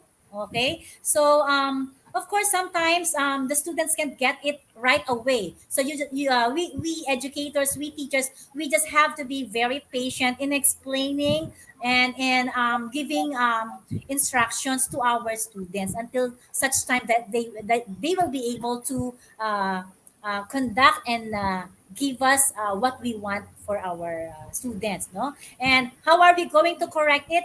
Well, constant constant reminder, instructing them, guiding them, okay, I think that will do for our students. We just have to be very patient, and we just have to understand our students that it's not right away they can get it. No, you have to be patient in explaining how is it to be done. Okay, thank you, Ma'am Daisy. Ma'am Petria, would you like to add something? Okay, yes, a little. I will give additional information is assessment is ongoing process. So means that we are trying to look what is the strength and weaknesses when we are conducting assessment. So when we find something difficult in conducted assessment, so we try to choose better choices to make it runs well. That's from me. So it is ongoing process, and yes, try to make it better day by day. That's the process. It's okay. Oh, okay, that's great. Do we have another question? Do we still have question? Okay, we have now another question from Roseller Cabasag. To both speakers, what is the best example of authentic assessment in modular distance learning? Okay, so the best example of authentic assessment in modular distance learning. Well, this is quite very difficult, no, if you will be using modular distance learning. Okay, because you will just be giving them modules and then they will answer it at home. Okay, or perhaps you can give them an activity, something that they can do, something that they can perform. Okay, so how are you going to see it? Maybe you can just they just have to record a video or something that can show us that they are performing, even if they are just at home and doing their modules. Okay, so maybe something like that can do as an authentic assessment for them.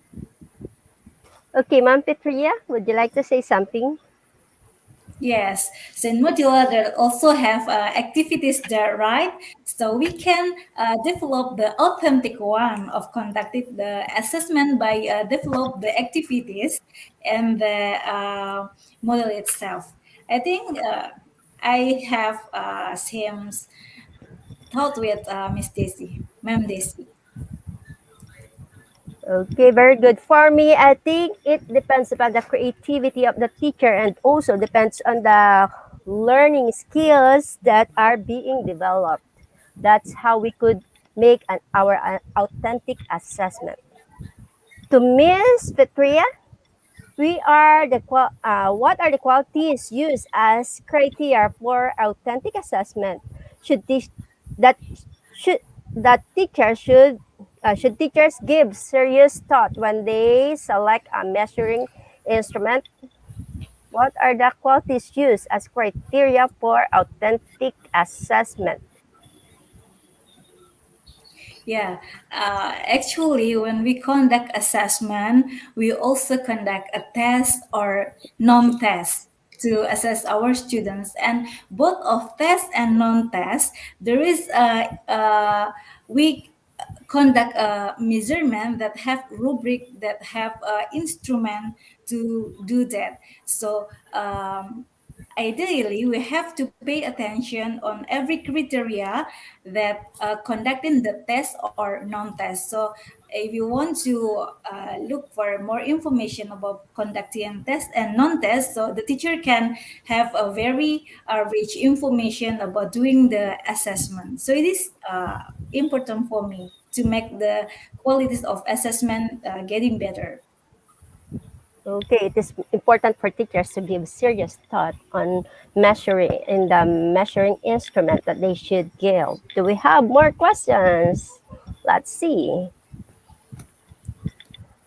Okay, next question, please. Come on, you may send your questions. We still have some few more minutes. From Jemar Avila to both speakers. How can we know the effectiveness of authentic assessment in modular learning?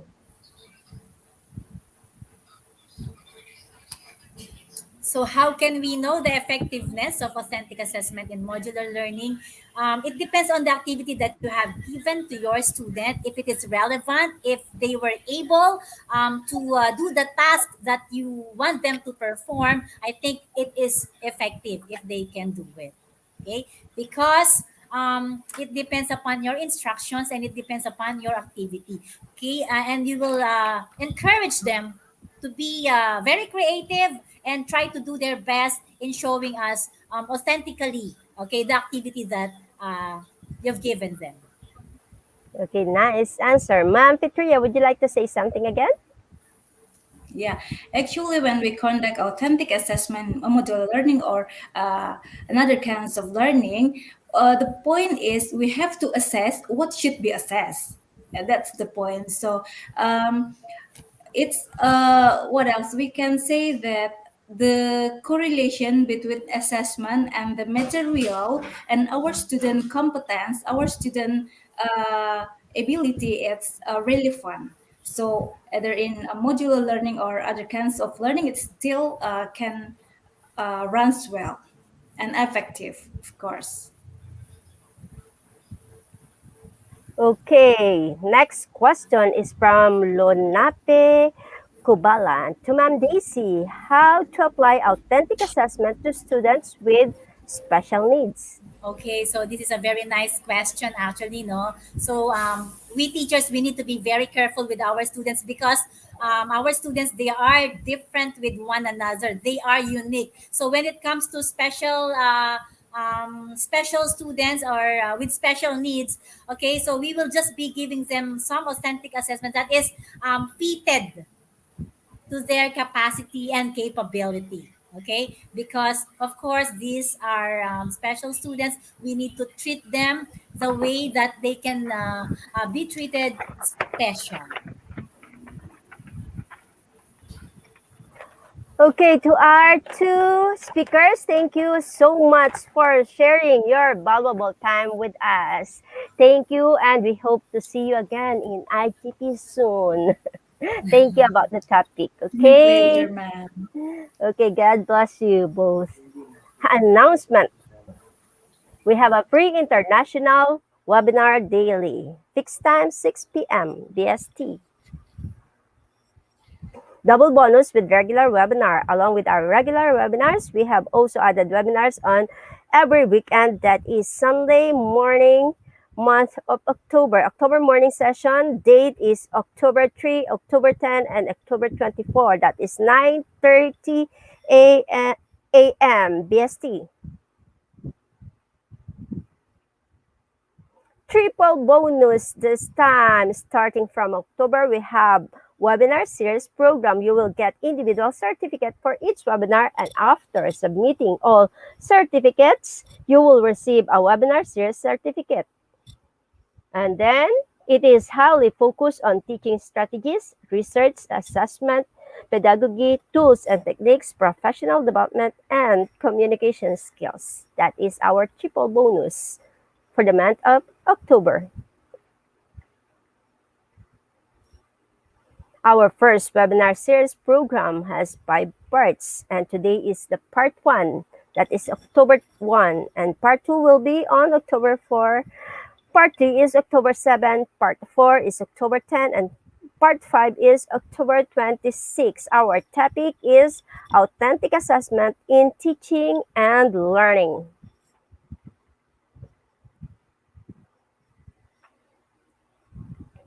And then our second webinar series program has 4 parts. Part 1 will be on October 2, that is tomorrow. Part 2 is October 6, part 3 is October 20, and part 4 is October 24. Topic is teaching English as a foreign language and assessment. That is our second webinar series program.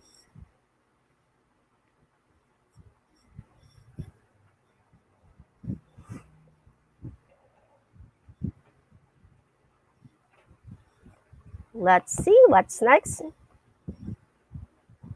Topic again.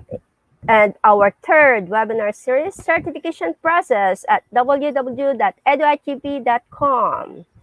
You can join all our live programs from Facebook, page, Facebook group, YouTube channel, or website. If anyone missed any program due to some unavoidable issues, still you can attend previous webinars with a verified certificate. Step 1, certification process for today. That is October 1. Today's program name is Authentic Assessment in Teaching and Learning Part 1. Step 2, we have the certification link. Certification link now available in the comment box and pinned comment. Certification link will be available always in this program post, Facebook page, Facebook group, and YouTube description. And then, certification process. You can claim your certificate in 2 ways. Directly link from comment box, pinned comments, or post description. If you are not able to click the link, please directly browse at www.eduigp.com for all information together. Find today's program, and then the process are still the same. Step 3, browse www.eduigp.com or the given link. You will be redirected in this page of our website. You can see it in the video. And then you have to enroll now. Click enroll now. Our today's program is Authentic Assessment. If you are new, create your account. If you have an account, then log in directly. After that, find the seminar title and get enrolled. You have to log in every time you need to download the certificate. You have to log in. Then step 4, please note the code that is IGP7530, and today's program name is Authentic Assessment in Teaching and Learning Part 1. Again, the code is IGP7530. Without code, no one is eligible for certificate. With code, you can claim your certificate anytime.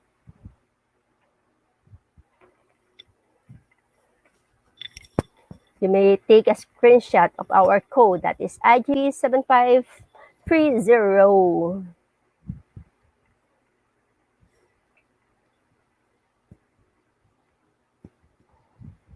Okay, with code, click Get Your Certificate. Okay, you have to encode IGP7530 and then click Get Your Certificate, and it will be auto-downloaded to your gadget, to your cell phone, or to your laptop. And this is the example of your certificate. It will be ready for you. Anyone can verify your certificate with your certificate verification code. Free International Webinar Certificate is auto-downloadable in PDF file. You don't need to download it manually, so check your device file manager. Sometimes it looks incomplete, which is for your mobile screen size. In PDF file, everything is perfect. Dear participants, if any problem raised to claim your certificate or any other issues, please don't be hesitate to contact us. Our core team members are always ready in the comment section to support you to find solution. www.eduigp.com Team Customer Service Representatives. For our FB page, we have Charis Abejo Cabiros and Janet Cablao. For our FB group, we have Cherilyn Yamaguchi, Jonas Malingin, and Alonso Warren Carriaga. For our YouTube channel, we have Kelvin Lunantok, Joel Danaog, and Jeffrey Sayag. And then tomorrow, October 2, 2021, we have our topic Teaching English as a Foreign Language and Assessment. This is the part 1 of our webinar series number 2. This will be in the evening session. And then on Sunday morning, this is a morning session, October 3, 2021. We have Easing the New Normal Education. And we will have 3 speakers from Philippines. That is Easing the New Normal Education, morning session. Okay, Sunday evening, that is still on October 3, we have the evening session 2, that is disaster preparedness and climate change adaptation. And we will have another 3 speakers from Philippines. This will be for the evening session. So for Sunday, we have the morning session and the evening session. And then authentic assessment in teaching and learning part 2 will be on October 4, and we will have 2 speakers from Indonesia and one from Indonesia and one from Bangladesh. That is part 2 of authentic assessment. On Tuesday, that will be October 5, we will have competency-based teaching in the evening session. We have speakers from Philippines and India.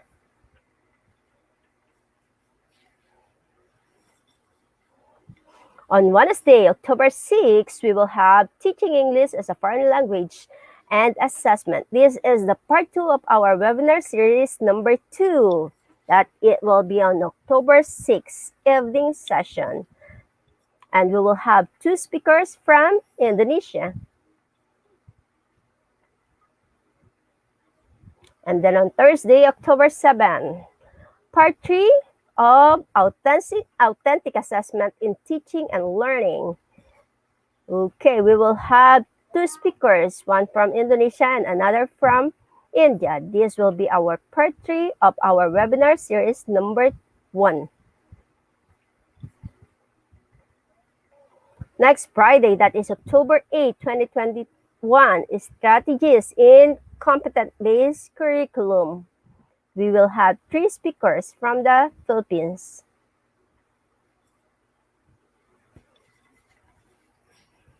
Upcoming webinar on October 9, implication of theories of reading to the teaching of reading. We will have a speaker, Mr. Jimter De Sena from Philippines. This will be on October 9, 2021. It will be in the evening session. And in the morning session, we will have Bringing Character Education in the Classroom on October 10. And we will have 2 speakers from the Philippines. That is on October 10. And then the part 4 of our webinar series number 1 will be on October 10. We will have 2 speakers from Indonesia. That is authentic assessment in teaching and learning, part 4. Okay, upcoming webinar on October 11, 2021. Digital classroom engagement tools with Edpuzzle. Very interesting. That will be on October 11, 2021. This will be part of our webinar series number 3. Part 1, October 11, Part 2, October 12, Part 3 is October 13. And then Part 4, October 14, and Part 5 is October 15. Digital classroom engagement tools with Kitobi on October 12, the Part 2 of our webinar series number 3, Digital Classroom Engagement Tools with Kitobi. Okay, that will be on October 12. Upcoming webinar on October 13. That will be the part 3 of our webinar series number 3, Digital Classroom Engagement Tool with Google Sites. That will be on October 13. Part 3 of webinar series number 3. And then we have part 4, October 14 of our webinar series number 3, Digital Classroom Engagement Tool with Wakelet. I'm not quite familiar with this one. Okay, I might attend this one. I think that will be on October 14. October 15, the part 5 of our webinar series number 3, Digital Classroom Engagement Tools overview. We will have 3 speakers from the Philippines. That upcoming webinar on October 16, Artificial Intelligence in Education, that will be in the evening session. October 16, upcoming webinar, October 17, Becoming by Overcoming in the evening session, October 17, 2016, we will have speakers from United States. And then upcoming webinar, October 18, Personality Traits and Technology Acceptance, evening session, October 18, 2021. We will have speakers from Pakistan. Upcoming webinar, October 19, 2021, Subconscious Mind and Success, evening session. We will have 2 speakers, one from Philippines and another from India. And then another upcoming webinar on October 20, Teaching English as a Foreign Language and Assessment Part 3. This is part of our webinar series number 2. This is the Part 3, which will be on October 20. Okay, upcoming webinar on October 22, Mastery in Public Speaking. Okay, by Mr. Peruz Akbarov. That will be on October 22, 2021, evening session. Upcoming webinar, October 24, 21st Century Teaching and Learning Demystified. Okay, we will have speaker from Indonesia, 2 speakers from Indonesia. That will be on October 24, 2021. Morning session. Okay, upcoming webinar on October 24, evening session, Teaching English as a Foreign Language and an Assessment, part 4 of our webinar series number 2. This will be the last part of our webinar series number 2. And we will have 2 speakers from Indonesia. And then, upcoming webinar on October 25, the process to be a Tibet trainer in the evening session. We will have a speaker from Philippines.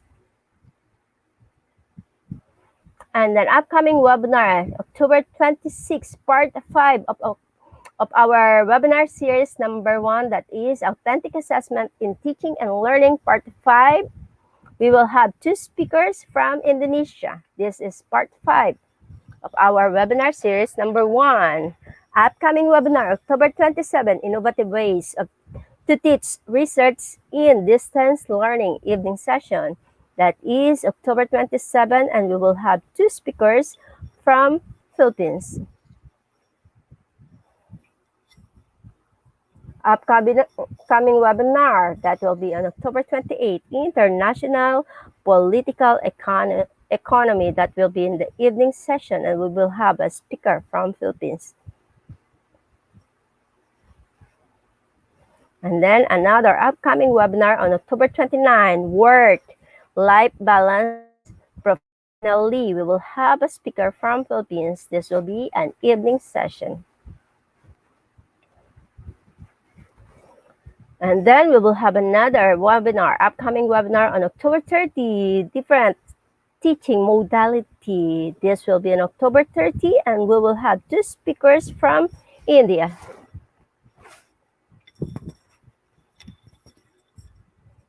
And then on October 31, Gamification, the Future of Distance Learning, we will have a speaker from the Philippines.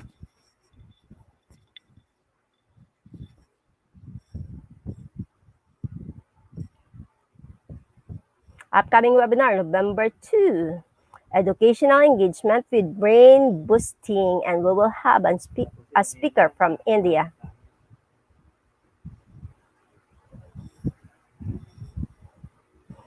Upcoming webinar on November 4, Importance of Students' Motivation and E-Learning. That will be in the evening session. We will have speakers from Malaysia.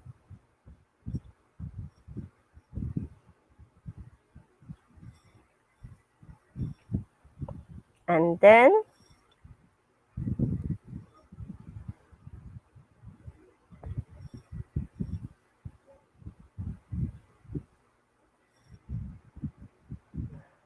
okay, don't forget our code for today, that is IGP7530. Please claim your e-certificate. Today's date is October 1.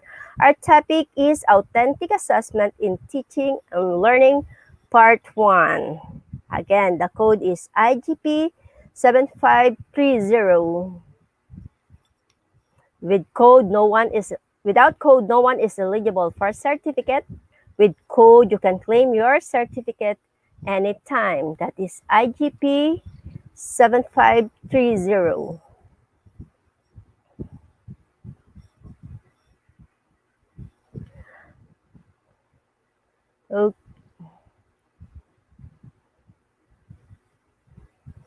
Okay, I would like to remind everyone to please don't forget to collect your e-certificate.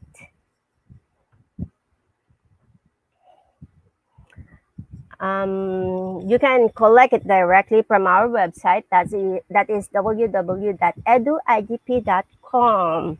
Thank you very much for watching our webinar for today.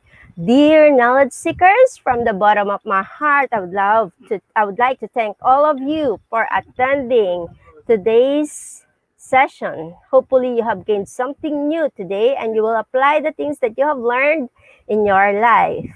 If you think that you have learned something from us or we have been helpful to you, even just a little bit, please leave a review of today's webinar. And please recommend our page to your friends. Also, don't forget to like and subscribe to our Facebook group, Facebook page, and YouTube channel. Don't forget to collect your e-certificate, then give a check-in with IGP. And then spread this information with your friends. We hope to see you all again in our next webinar. Thank you very much and stay happy and stay safe. Once again, I am Marvet, your host for today. Signing off. Bye. Bye, everyone.